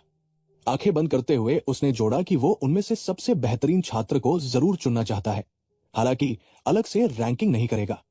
5वें ट्रेनिंग ग्राउंड के अंदर बने भवन साफ दिख रहे थे और रिम ने कहा कि बस इतना ही है, अब वे ज़ीगार्ड परिवार द्वारा दिए गए हाईएस्ट लेवल डॉर्मेट्री में जा सकते हैं। साथ ही बाई और एक हिडन ट्रेनिंग ग्राउंड भी है, ये बात याद रखनी होगी। पेड़ों की मजबूत जड़ों के पास घास उगी हुई थी। 5वें ट्रेनिंग ग्राउंड का कर्मचारी रिम के पीछे पीछे चला। रिम संतुष्ट मुस्कान के साथ हैरान हुआ जब उसने अपनी दोपहर की झपकी वाली चट्टान पर एक मेहमान को बैठे देखा। आंखें तिरछी करते हुए ग्लन ने पूछा कि सब कैसा रहा। उसकी लाल चोगा हवा में लहरा रही थी। पलकों को नीचे झुकाते हुए रिम ने कहा कि जब वो खुद यहां आए हैं तो जरूर सब देख ही लिया होगा। बच्चों ने अपने हथियारों की मूठ कसकर पकड़ ली। रिम ने सोचा कि उसकी टैलेंट पहचानने की क्षमता कोई हैरानी की बात नहीं है और फिर कहा कि बरन और रोनान में उम्मीद के मुताबिक टैलेंट है और बाकी भी भविष्य में परिवार के लिए मजबूत सहारा बन सकते हैं। हाथ जोड़ते हुए उसने माना कि वह कुछ और कहना चाहता था। रेयॉन की पीठ पर एक साया पड़ा और उसी वक्त 5वें ट्रेनिंग ग्राउंड के कर्मचारी ने बताया कि वो उसमें कुछ भी देख नहीं पाया। पीठ को पत्थर से टिकाकर रिम ने महसूस किया कि उसकी ताकत साफ तौर पर अपनी सीमा पर थी। फिर भी उसे समझ नहीं आ रहा था कि रेयॉन आखिर अंत तक कैसे दौड़ पाया। यह पहली बार था जब वो किसी के बारे में कुछ भी देख नहीं सका। आंखें बंद करते हुए उसने कहा कि जब से उसका डैंटियन खराब हुआ है उसकी जिंदगी बेहद उबाऊ हो गई थी और अब बहुत समय बाद पहली बार कुछ दिलचस्प होने की आहट मिली है। दूसरी ओर देखते हुए ग्लन ने कहा कि वो खुद टीचर बनना चाहता था, लेकिन फिर चट्टान से उठते हुए उसने सलाह दी कि अजीब बातों में समय बर्बाद न करे और अपने कर्तव्यों पर ध्यान दे। रिम ने सहमति में सिर हिलाया और मुस्कुराते हुए कहा कि उसे भी लग रहा है कि इस बैच में कोई ऐसा है जिस पर भविष्य सौंपा जा सकता है। ज़ीगार्ड परिवार के मुखिया ने भौहें चढ़ाकर बुदबुदाया कि यह बस एक इत्तेफाक है और उस बच्चे का योद्धा बनना मुश्किल होगा। लेकिन ट्रेनिंग हेड वही बड़े पत्थर के पास खड़ा रहा। उसके चेहरे पर संतुष्ट मुस्कान थी और उसने मन ही मन कहा कि ग्लोन भी अच्छी तरह जानता है कि ऐसा नहीं है। दूसरी ओर रेयॉन ने सोचा कि अब जब मुख्य ट्रेनिंग खत्म हो गई है तो वो आगे ट्रेनिंग ग्राउंड जा सकता है, जिस पर रॉथ ने ताना मारते हुए पूछा कि क्या वह इसके बाद भी ट्रेनिंग करने वाला है और उसे निर्दयी कहा। पीछे जाते हुए मुख्य किरदार को देखकर बाकी टेम्पररी स्टूडेंट्स चुप रहे। कई ने गुस्से में होंठ भींच लिए। पेड़ों की पत्तियों के बीच से अचानक किसी ने चिल्लाकर कहा कि यह मुमकिन ही नहीं है। क्रेन ने नाराजगी से भौहें झुका ली, क्योंकि उसके साथी कह रहे थे कि ज़ीगार्ड परिवार का वो वंशज बिना किसी चाल के इतनी देर तक टिक ही नहीं सकता, खासकर जब सब जानते हैं कि वो बीमार है। साइड ब्रांच के एक प्रतिनिधि ने सिर घुमाकर कहा कि जरूर ये दवा की वजह से हुआ होगा। उसके हाथ में जादुई तरल से भरी एक शीशी थी। किसी ने कहा कि उसने सुना है ये दवा उसे रैगेट सेंट से मिली थी, जिससे बाकी लोग और चौंक गए।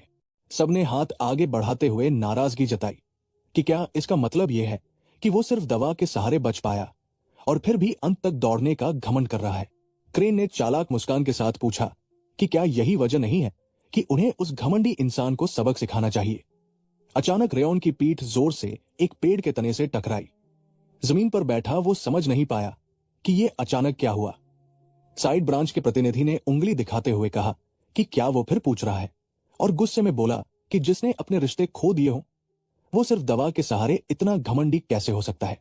दूसरा चिल्लाया कि अगर रैगेट सेंट से मिली एलिक्सर न होती तो वो आज बच ही नहीं पाता। होंठ काटते हुए रेयॉन ने सोचा कि इतनी बेवकूफ वजह पर ऐसा सिर्फ बच्चे ही कर सकते हैं।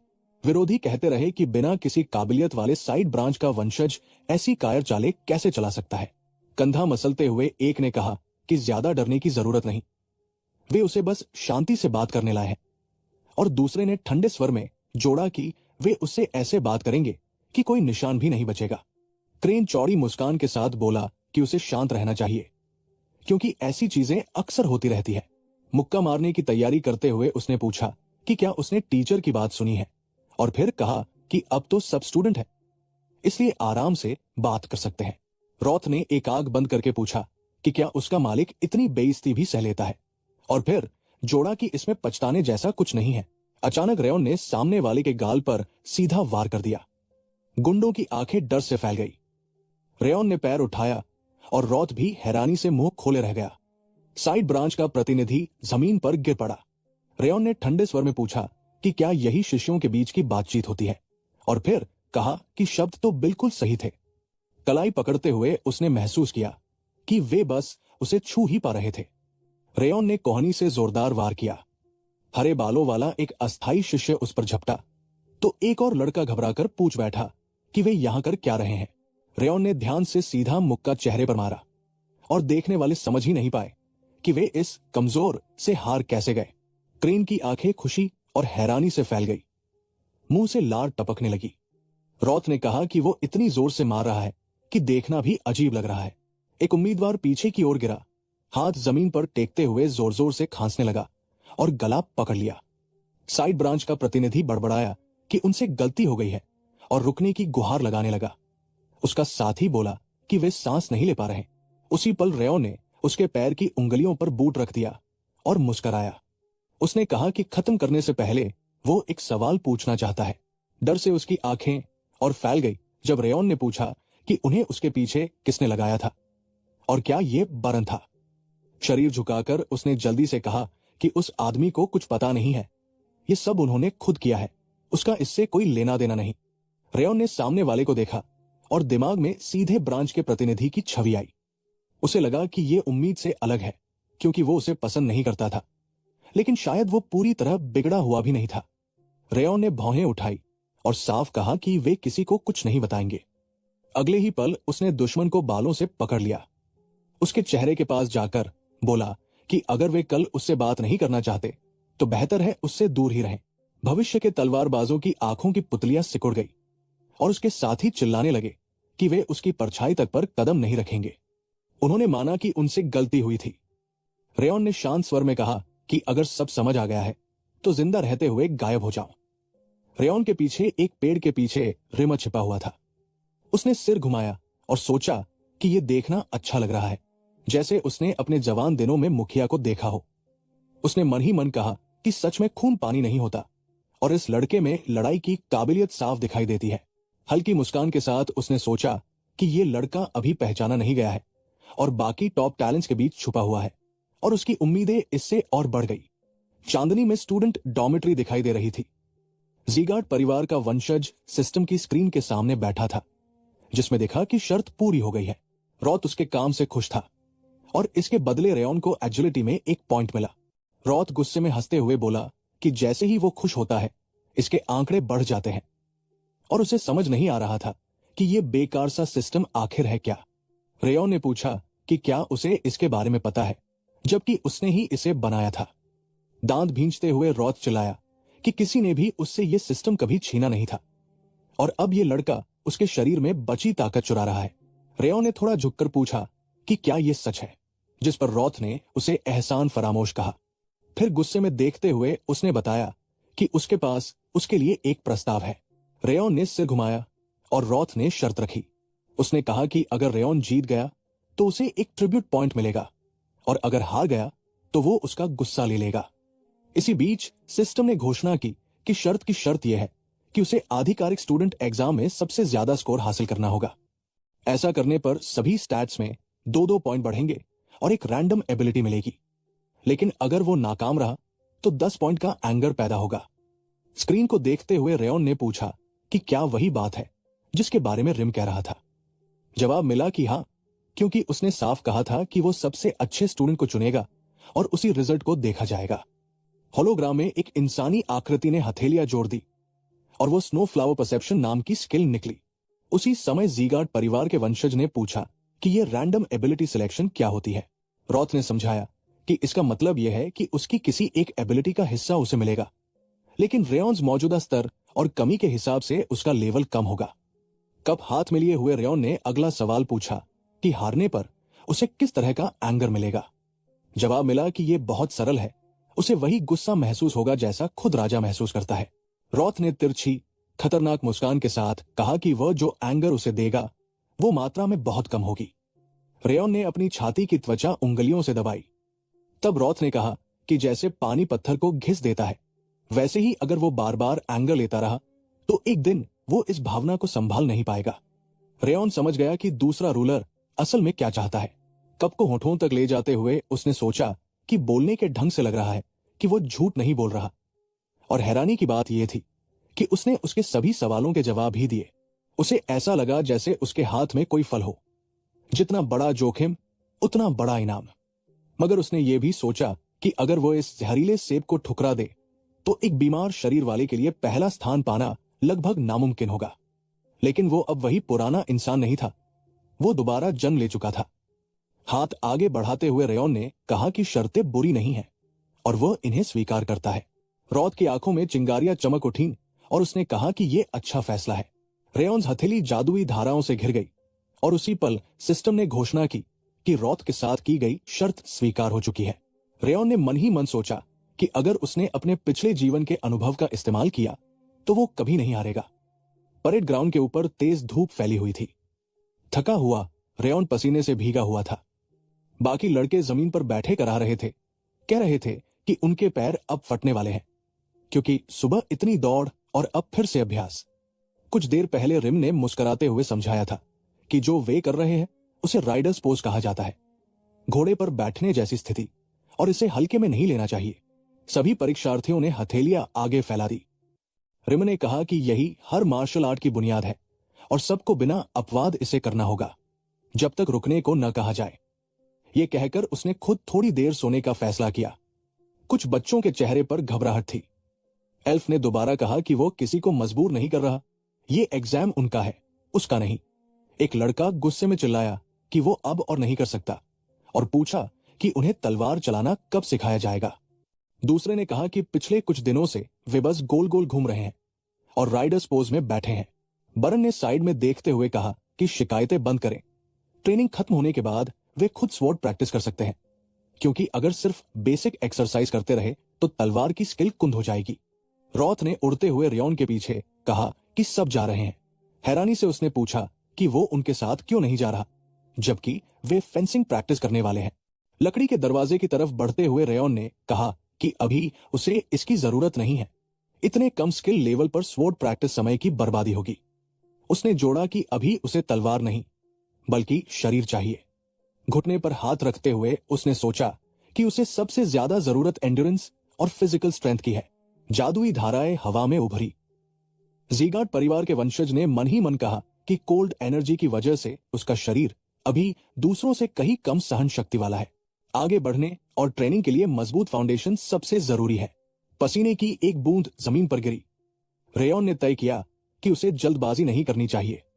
कोहनियां जमीन पर टिकाए हुए उसने समझा कि फिलहाल उसे सिर्फ अपने शरीर को मजबूत करने पर ध्यान देना है। उसी वक्त पीछे दीवार के पास एक आदमी की परछाई उभरी। रोनान ने भौहें उठाई और उस छिपे हुए आदमी को देख लिया। रोनान ने देखा कि वो तेजी से आगे बढ़ रहा है और कल की तुलना में ज्यादा वजन उठा रहा है, जबकि उसने सुना था कि वो काफी कमजोर है। होठों के कोने नीचे करते हुए वत्सल परिवार की प्रतिनिधि ने माना कि इसके बावजूद उसका उठाया हुआ वजन हर दिन बढ़ता जा रहा है। आमतौर पर यह स्वाभाविक होता है जब कोई नियमित तौर पर अभ्यास करता है, लेकिन यहां बात कुछ अलग लग रही थी। रेयॉन ने बारबेल उठाई और रोनान ने सोचा कि रोज रोज वजन बढ़ना संभव नहीं होना चाहिए, क्योंकि पिछले हफ्ते ही उसने पूरे 10 किलो बढ़ाया था। वो बेंच प्रेस पर लेटा था और लड़की ने सोचा कि शायद उसकी पोस्चर अलग होने की वजह से ऐसा हो रहा हो, मगर फिर भी उसे समझ नहीं आया कि इतना बीमार शरीर होने के बावजूद वो लगातार ऐसे ट्रेन कैसे कर पा रहा है। अचानक रोनान ने उसके पास जाने का फैसला किया। रेयॉन अपनी कलाई पर बैंडेज लपेट रहा था और उसे देखकर रोनान को लगा कि इस लड़के में जरूर कुछ है। उसने मुट्ठी भींची ही थी कि रेयॉन ने उसे आवाज दे दी। वसेल परिवार की प्रतिनिधि ने हल्का सा सिर झुकाया और रेयॉन ने पूछा कि वो यहां क्यों आई है। रोनान ने जवाब देने से पहले ठुड्डी नीचे कर ली। उसी समय रेयॉन ने ऊपर की ओर देखा और फिर अपने हाथ पैरों पर रख लिए। रोनान को समझ नहीं आया कि आखिर किस चीज ने उसकी ग्रोथ को इतना तेज कर दिया है। अचानक हवा हिली और दोनों के बाल आगे की ओर झुक गए। रोनान की आंखें फैल गई। अगले ही पल उसने नीचे देखा और फिर तय कदमों से आगे बढ़ी। थोड़ी झिझक के साथ उसने अपनी टांगे जमा ली और अगला एक्सरसाइज शुरू कर दिया। भौहें चढ़ाए हुए रोनान रेयॉन स्पीड को देखती रही। दोनों ने डंबल्स उठाई और तब उसे एहसास हुआ कि वो गलत नहीं सोच रही थी। पसीने की एक बूंद उसकी ठुड्डी से टपकी और उसे याद आया कि कुछ देर पहले उसने एक हल्की सी खुशबू महसूस की थी। उसने मुट्ठी कस ली और उस ताजी साफ खुशबू के बारे में सोचा जो रेयॉन्स शरीर से आ रही थी। उसके दिमाग में आया कि जैसे ही उसने वो सेंट महसूस की, उसका शरीर हल्का हो गया था। अपनी उंगलियों को देखते हुए उसने सोचा कि शायद इसी वजह से वो आज सामान्य से ज्यादा वजन उठा पाई। लेकिन ये कैसे हो सकता है, ये उसे समझ नहीं आया। बेंच पर बैठकर उसने सिर हिलाकर मना कर दिया। जब रेयॉन ने पूछा कि क्या वो कुछ कहना चाहती है, रेयॉन अचानक मुड़ गया और रोनान की भौहों में हल्की उदासी आ गई। उसने तय किया कि वो इस लड़के पर नजर बनाए रखेगी। ऐसा लग रहा था जैसे रोनान उसके पीछे पीछे चल रही हो। लकड़ी के दरवाजे धीरे धीरे खुलने लगे। बरन का चेहरा गंभीर था। उसने पीछे मुड़कर देखा और भौहें सिकोड़ ली। उसे यह देखकर गुस्सा आया कि वो लड़की ऐसे लड़के के साथ है जिसे सीधे शाखा से साइड शाखा में गिरा दिया गया था। उसके लिए यह समझ से बाहर था कि कोई ऐसे इंसान के पीछे क्यों जाएगा। उपकरण पकड़ते हुए उसने कहा कि यह सब बेकार है और सिर्फ बॉडी हार्डनिंग ट्रेनिंग दोहराने का कोई मतलब नहीं। उनके लिए रेयॉन एक कमजोर पिल्ले जैसा था जो गुस्साए भेड़ियों से घिरा हुआ है। उनका मानना था कि ऐसा बीमार लड़का चाहे जितनी भी ट्रेनिंग कर ले, शुरू से ही उनका मुकाबला नहीं कर सकता। नीचे देखते हुए रेयॉन ने रिम की छवि सोची और मन में कहा कि उसे नहीं पता एग्जाम कैसा होगा, लेकिन इस दिन और अपनी ताकत बढ़ाने के लिए उसे फेंसिंग पर ही काम जारी रखना चाहिए। बरन ने सलाह दी कि साइड शाखा के किसी भी आदमी पर ध्यान न दे। आखिरकार एग्जाम के नतीजे ही सब कुछ बता देंगे। जमीन पर गिरे एक पत्ते के पास रेयॉन डंबल उठा रहा था कि किसी ने उसे आवाज दी। डोरियन ने सिर खुजलाते हुए अपना परिचय दिया और पूछा कि क्या वह भी उसके पास ट्रेन कर सकता है। उत्साह से भरी आंखों के साथ उसने कहा कि वो उसकी टेक्निक सीखना चाहता है। रेयॉन ने बेपरवाही से कहा कि उसे कोई आपत्ति नहीं है। बैग से हाथ निकालते हुए डोरियन ने उसे कुकीज ऑफर की, ये कहते हुए कि ये कुछ खास नहीं है। रेयॉन ने चॉकलेट चिप कुकीज ली और नया परिचित खुशी से बोला कि ये बहुत स्वादिष्ट है। रेयॉन ने साइड में देखते हुए कहा कि उसे नहीं चाहिए, वो ले जा सकता है। अचानक रोनान की पुतलियां सिकुड़ गई। रेयॉन्स गालों से पसीने की बूंदें टपकने लगी। रोनान ने उत्सुकता से उसे देखा और रेयॉन ने हैरानी से उसकी ओर नजर डाली। वसेल परिवार की प्रतिनिधि मन ही मन सोचने लगी कि अब एक और अजीब इंसान जुड़ गया है। रेयॉन ने अपने नए साथी की बारबल उठाने में मदद की। ऊपर आसमान में सफेद बादल फैले हुए थे। एक टेम्पररी स्टूडेंट ने कैलेंडर का एक और पन्ना फाड़ दिया। भविष्य के फेंसर्स एक दूसरे के पीछे दौड़ रहे थे और घास पर जूते बिखरे पड़े थे। रेयॉन ने अपनी हथेली को कसकर भींचा। एक नारंगी पत्ता तालाब में गिरा और जूतों की एक जोड़ी पर काले खरोंच साफ दिखाई दे रहे थे। बरन के चेहरे से पसीने की बूंदें टपक रही थी। भौहें नीचे किए पूरी एकाग्रता के साथ रेयॉन को एहसास हुआ कि ट्रेनिंग शुरू हुए पूरे 6 महीने बीत चुके हैं। ज़ीगार्ड परिवार का यह वंशज तेजी से आगे बढ़ रहा था और उसके मन में आया कि वो दौर, जब वो हर दिन दौड़ते दौड़ते मरने की हालत में पहुंच जाता था, अब पीछे छूट चुका है। क्रेन के बाल उसकी पीठ पर चिपके हुए थे और जैसे ही किसी ने जमीन से पैर उठाया, रेयॉन ने समझ लिया कि जिन लोगों ने ट्रेनिंग के पहले दिन उसका रास्ता रोका था, उनकी पीठ अब दिखाई भी नहीं दे रही।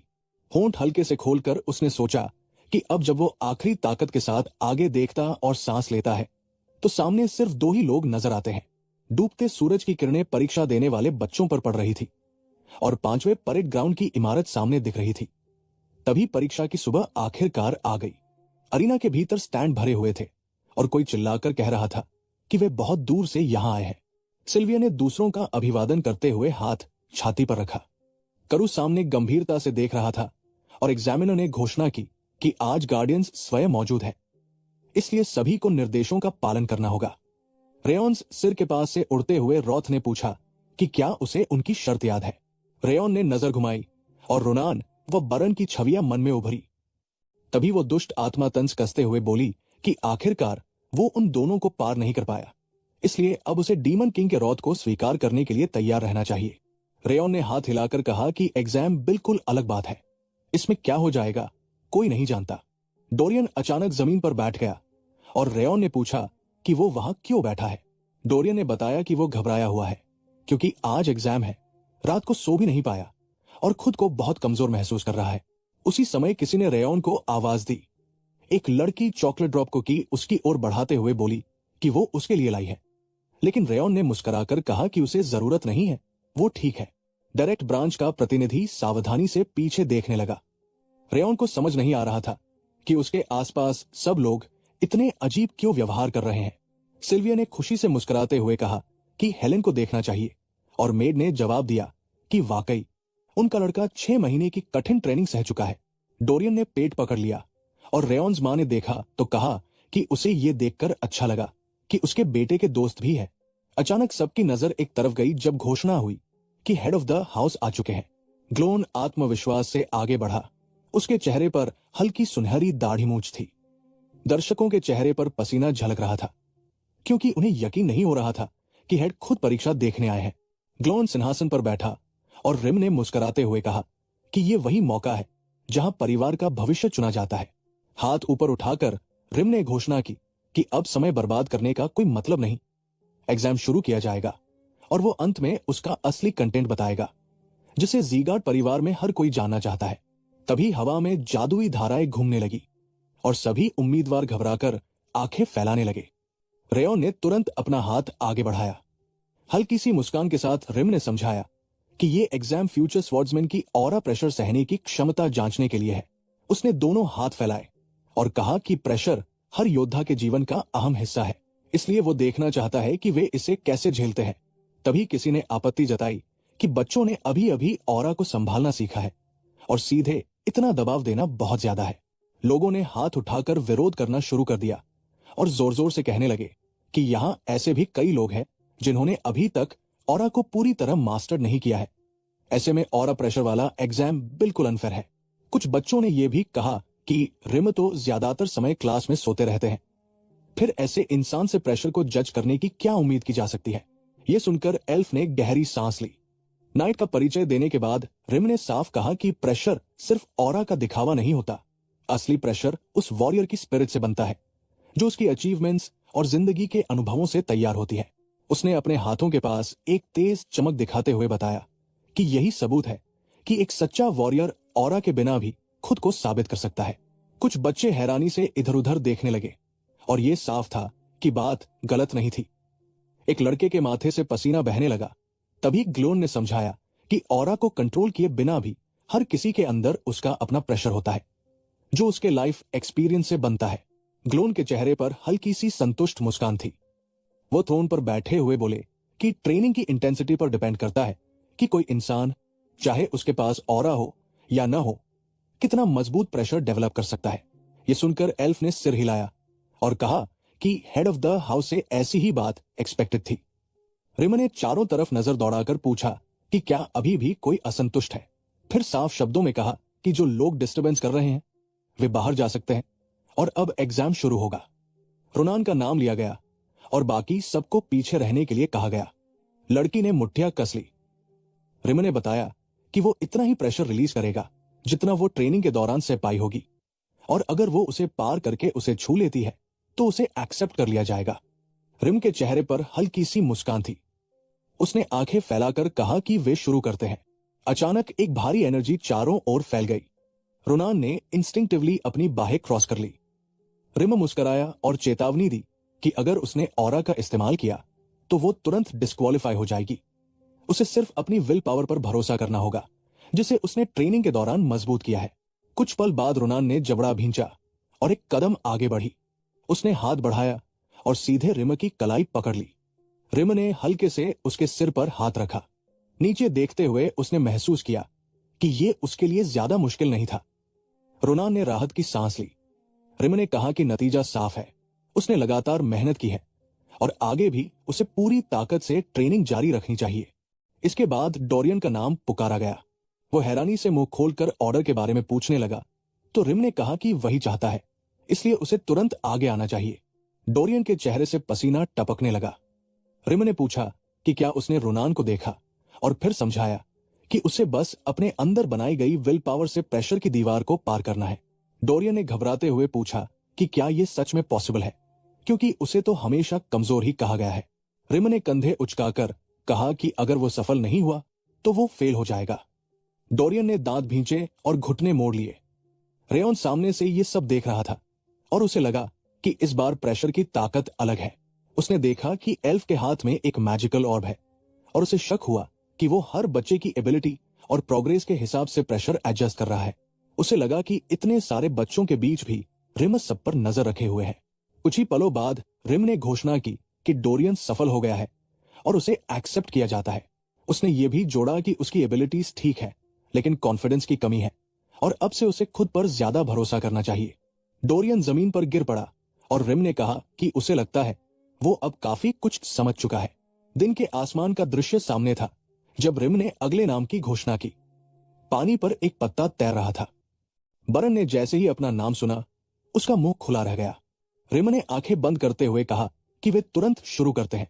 अचानक उसकी आंखें तेज हो गई और एक जबरदस्त ऑरा उसके चारों ओर फैल गई। बरन ने मुट्ठियां कस ली और सोचा कि क्या वह इसका सामना कर पाएगा। उसने जोर लगाकर पैर जमीन पर टिकाया, लेकिन उसे समझ नहीं आ रहा था कि रोनान ये सब कैसे कर पाई, क्योंकि बाहर से सब कुछ बिल्कुल अलग लग रहा था। उसने घुटने मोड़े और बुदबुदाया कि वो पैर हिला भी नहीं पा रहा। कुछ पल बाद वो जमीन पर हाथ टिकाने लगा।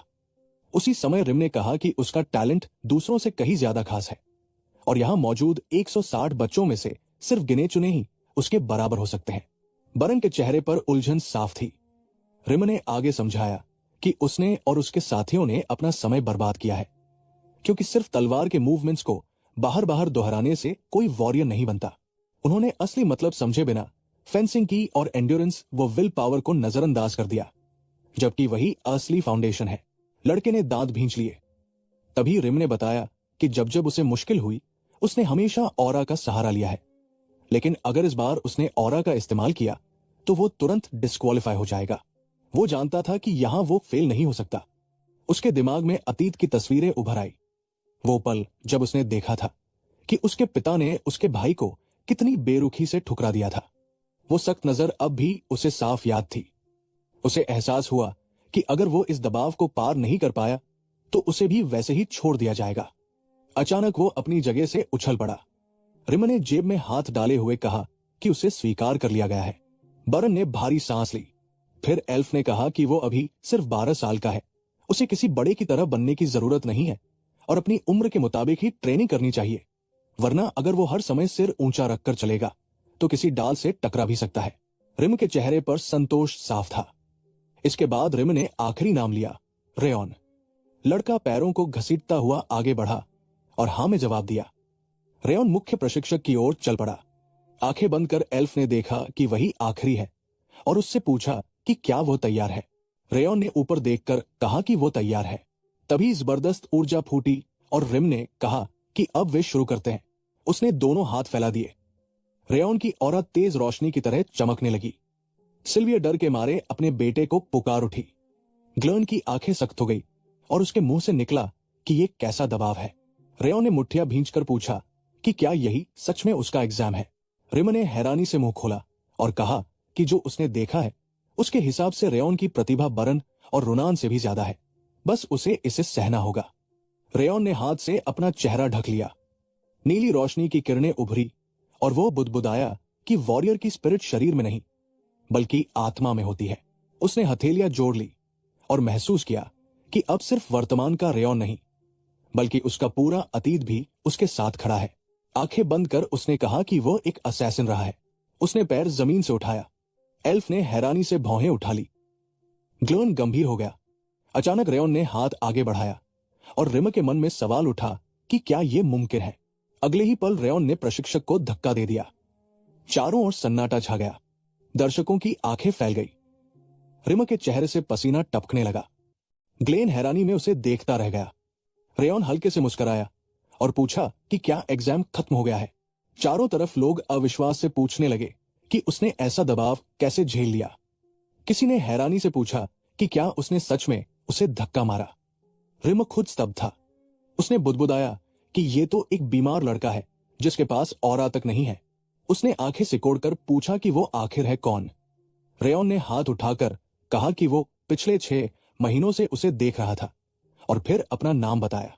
रिमा हंस पड़ा और बोला कि उसने जानबूझकर अपनी सीमा से ज्यादा दबाव डाला था, मजाक के तौर पर, लेकिन उसे जरा भी अंदाजा नहीं था कि रेयॉन इसे पार कर जाएगा। इसके बाद रिम ने कहा कि अब सबसे अच्छे छात्र की घोषणा करने का समय है। करू का चेहरा सख्त हो गया। रिम ने ऐलान किया कि 5वें प्रशिक्षण परिसर का सर्वश्रेष्ठ छात्र रेयॉन है। ये सुनते ही सबके मुंह खुले रह गए। सिल्विया रोते रोते बोली कि उसका बेटा सबसे अच्छा है और नौकरानी ने भी कहा कि उसने कर दिखाया। आसपास बैठे लोग आपस में चर्चा करने लगे कि रेयॉन सबसे अच्छा कैसे हो सकता है, जबकि उसने बरन को भी पीछे छोड़ दिया। एक छात्र गुस्से में चिल्लाया कि वो इसे नहीं मानता और ये जरूर कोई धोखा है। रिम ने उसकी ओर देखा और पूछा कि वो किस तरह के धोखे की बात कर रहा है। लड़के ने सीना ठोक कर कहा कि रेयॉन उससे एंड्योरेंस, ताकत और एबिलिटीज हर चीज में कमजोर है। फिर वो सबसे अच्छा कैसे हो सकता है? जरूर उसने कोई चाल चली है। पसीने में भीगे चेहरे के साथ किसी ने कहा कि अगर सोचा जाए तो ये बात समझ में आती है। एल्फ ने बाहें मोड़ ली। चारों तरफ से आवाजें उठीं कि बिटर कोल्ड कर्स के साथ ऐसा करना नामुमकिन है। ऊपर से उसके पास ऑरा भी नहीं है। कुछ लोगों ने यहां तक कह दिया कि क्या यह मुमकिन है कि वह और टीचर आपस में मिले हुए हों। सामने खड़ा एक युवक बोला कि रिम के बारे में जो सुना गया है उसे देखते हुए यह नामुमकिन भी नहीं लगता। बरन ने तर्जनी उठाकर कहा कि वे हाउस ज़ीगार्ड के योद्धा है और यहां सबसे अच्छा इंसान लड़ाई से चुना जाना चाहिए, किसी एग्जाम से नहीं। थोड़ी देर बाद रिम के होठों पर हल्की सी मुस्कान आई। उसने पूछा कि क्या वो सच में बेस्ट की जगह चाहता है। बरन ने झेंपते हुए इनकार किया, लेकिन रिम ने मुंह खोलते ही कह दिया कि एग्जाम तो पहले ही खत्म हो चुका है। फिर उसने हेड की ओर देखकर पूछा कि ऐसी स्थिति में क्या किया जाना चाहिए। ग्लन ने गहरी भौहें सिकोड़ ली। सिंहासन पर बैठे बैठे उसने कहा कि लगता है आसपास के लोग इस नतीजे को स्वीकार नहीं कर पा रहे हैं। फिर उसने रेयॉन से पूछा कि क्या वो बरन से लड़ना चाहता है। रेयॉन ने हल्की सी मुस्कान के साथ साफ इनकार कर दिया। आसपास खड़े लोग हैरान रह गए। रेयॉन ने कहा कि एग्जाम खत्म हो चुका है, रिजल्ट आ चुका है और बिना किसी फायदे के लड़ने का कोई मतलब नहीं। उसने भौहें उठाकर जोड़ा कि जो लोग हर समय डायरेक्ट ब्रांच के सम्मान की बातें करते हैं वे एक साधारण एग्जाम का नतीजा तक स्वीकार नहीं कर पा रहे। बरन ने जोर से जबड़ा भींच लिया। तभी ग्लोन ने नीचे देखते हुए कहा कि अगर ऐसा है तो फिर बेस्ट की जगह के लिए लड़ाई होनी चाहिए। अगर रेयॉन जीता तो उसे एक कॉपर टोकन दिया जाएगा। यह सुनकर रेयॉन थोड़ा चौंका। उसने याद किया कि ज़ीगार्ड परिवार में अचीवमेंट्स के लिए गोल्ड, सिल्वर और कॉपर टोकन दिए जाते हैं और भले ही ये सिर्फ कॉपर हो, लेकिन हेड के हाथों मिला टोकन अपने आप में काफी मायने रखता है। रेयॉन समझ गया कि ग्लेन शायद इस बात से ज्यादा खुश नहीं था कि वो बेस्ट बना है। थोड़ी सोच के बाद उसने हामी भर दी। ग्लेन ने थोड़ी पर मुट्ठी टिकाकर कहा कि फिर शुरू किया जाए। बरन की नजर और सख्त हो गई। रिम ने भी कहा कि इस बार उसे सच में बेस्ट तय करना है। खुला आसमान सामने था। रिम ने नियम बताए, सिर्फ एक राउंड होगा, ऑरा या हथियार का इस्तेमाल करने पर सीधा डिस्क्वालीफाई, सिर्फ शरीर से लड़ना होगा। दोनों आमने सामने खड़े थे। रिम ने हाथ हिलाकर शुरुआत का इशारा किया। बरन झपट्टा मारते हुए आगे बढ़ा। रेयॉन ने वार से बचते हुए कदम खिसका लिया। अगली ही पल बरन ने लात घुमाई। रेयॉन ने हाथ आगे कर लिया। बरन ने दांत पीसते हुए कहा कि यह व्हाइट टाइगर फिस्ट है जो उसके पिता ने सिखाई है और मुट्ठी से लड़ना नियम के खिलाफ नहीं है। बरन की मुट्ठी रेयॉन के पेट में लगी। दूर से देखने वालों को लगा कि यही उम्मीद थी, क्योंकि रेयॉन कुछ कर ही नहीं पा रहा था। बरन के मन में आया कि सामने वाला तो साइड ब्रांच का एक कमजोर लड़का है। उसने सोचा कि क्या वो सच में ऐसे किसी को रास्ता दे देगा। करू ने सख्ती से कहा कि ऐसे बोझ के लिए ज़ीगार्ड हाउस में कोई जगह नहीं। उसने अपने बेटे के कंधे पर हाथ रखकर कहा कि उसे निराश नहीं करना चाहिए। पसीने में भीगे बरन ने सोचा कि उसका पिता देख रहा है, उसे अपनी ताकत साबित करनी ही होगी। रेयॉन लगातार हमलों से बच रहा था। अचानक उसकी भौहें ऊपर उठीं। उसने महसूस किया कि उसे बरन की हर हरकत साफ दिख रही है। मुट्ठियों की चाल, शरीर की दिशा, पूरा टेक्निक। बरन ने भौहें चढ़ाकर पूछा कि क्या रेयॉन हार मान चुका है और कहा कि अब इसे खत्म करते हैं। उसने दांत भींचकर हमला करने की तैयारी की। रेयॉन ने शांत आवाज में कहा कि ऐसा नहीं होगा। अगले ही पल दोनों टकराए। रेयॉन की मुट्ठी बरन के पेट में जा लगी। बरन अविश्वास में पीछे की ओर देखने लगा। रेयॉन के होंठ हल्के से दब गए। उसकी आंखों की पुतलियां एक पल के लिए तेज सफेद चमक से भर गई। बरन दर्द से कराहते हुए मुंह खोल बैठा। करू के चेहरे पर हैरानी साफ थी। कई लोग अविश्वास में बोल पड़े कि यह नामुमकिन है। ग्लेन ने नजर नीचे की और किसी ने पूछा कि यह तो व्हाइट टाइगर फिश थी। फिर ऐसा कैसे हो सकता है? जमीन पर गिरते हुए बरन ने पूछा कि उसने ये तकनीक कहां से सीखी। रेयॉन ने उसकी ओर देखते हुए शांत स्वर में जवाब दिया कि वही तो उसे दिखा रहा था। होठों को थोड़ा खोलते हुए उसने कहा कि उसने बस वही दोहराया जो बरन ने किया था। दर्शकों के मुंह खुले रह गए। वे आपस में पूछने लगे कि अगर ये व्हाइट टाइगर फिश नहीं थी तो फिर क्या थी, और बिना सीखे कोई इसे कैसे इस्तेमाल कर सकता है। किसी ने आधे मजाक में कहा कि क्या इस लड़के को चुपचाप उनके हवाले किया जा सकता है। रेयॉन अपने हाथ को थामे हुए था और साफ दिख रहा था कि यह सब उसके लिए भी आसान नहीं था। रिमा दोनों के सामने खड़ा था। उसने अपने चेहरे को छुआ और कुछ पल तक अवाक रहा। जादुई प्रवाह की कल्पना करते हुए वो बुदबुदाया कि इस लड़के ने सामने से आने वाले वार को उसी व्हाइट टाइगर फिस्ट से निष्प्रभावी कर दिया।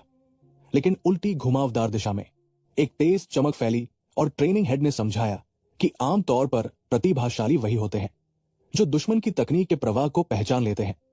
लेकिन रेयॉन ने उस प्रवाह को अपना बनाकर उसी से पलटवार किया। रिमा के मन में आया कि यही वह चीज है जिसे ज़ीगार्ड चाहता है, ऐसी प्रतिभा जो पूरे महाद्वीप में नेतृत्व कर सके। रेयॉन के चारों ओर एक अजीब सी ऑरा घूमने लगी और रिम ने महसूस किया कि यह बेहद दुर्लभ क्षमता है। संतुष्ट भाव से आंखें बंद करते हुए उसने कहा कि अब विजेता तय हो चुका है और सबने देख लिया है। हाथ उठाकर उसने घोषणा की कि जीत रेयॉन की है और इसके साथ ही परीक्षा समाप्त होती है। अचानक सिल्विया दौड़ती हुई आगे आई। रेयॉन ने चौंक कर भौहें उठाई। उसने अपने बेटे को कसकर गले लगा लिया। युवक के गालों से पसीना बह रहा था। सिल्विया की आंखों में आंसू आ गए और उसी समय रॉथ ने बड़बड़ाते हुए कहा कि वो भूखा है और अब जल्दी घर जाना चाहिए। रोनान के पिता ने उसके सिर पर हाथ फेरा। बरन का चेहरा बुझा हुआ था। उसने नजरें फेर ली। करू की दृष्टि कठोर थी। फिर केंद्रीय सैन्य महल का प्रबंधक भी मुंह मोड़कर चला गया। रात में इमारत की खिड़की में रोशनी जल रही थी। एक सफेद मोमबत्ती रखी थी। बरन अपने पिता के सामने खड़ा था। सिर झुकाए हुए उसने अपना नाम सुना तो भौहें उठा ली। कुर्सी पर बैठे करू ने पूछा कि क्या उसे याद है कि उसने उससे क्या कहा था। बरन ने जवाब दिया कि उसे कहा गया था सबसे अच्छा छात्र बनने को और किसी से न हारने को। करू ने ठंडे स्वर में कहा कि हाँ, उसने ज्यादा नहीं मांगा था, बस सलियन घराने की लड़की को हराना था और रास्ते में रेयॉन को कुचल देना था। केंद्रीय सैन्य महल के प्रबंधक ने तीखे स्वर में कहा कि वो किसी योग्य प्रतिद्वंद्वी से नहीं बल्कि डायरेक्ट ब्रांच से निकाले गए एक कीड़े से हार गया है, और क्या वो उसे बदनाम करना चाहता है। करू ने पूछा कि क्या वह अपने तीसरे और चौथे भाइयों जैसा बनना चाहता है। पसीने में भीगा बरन बोला कि नहीं।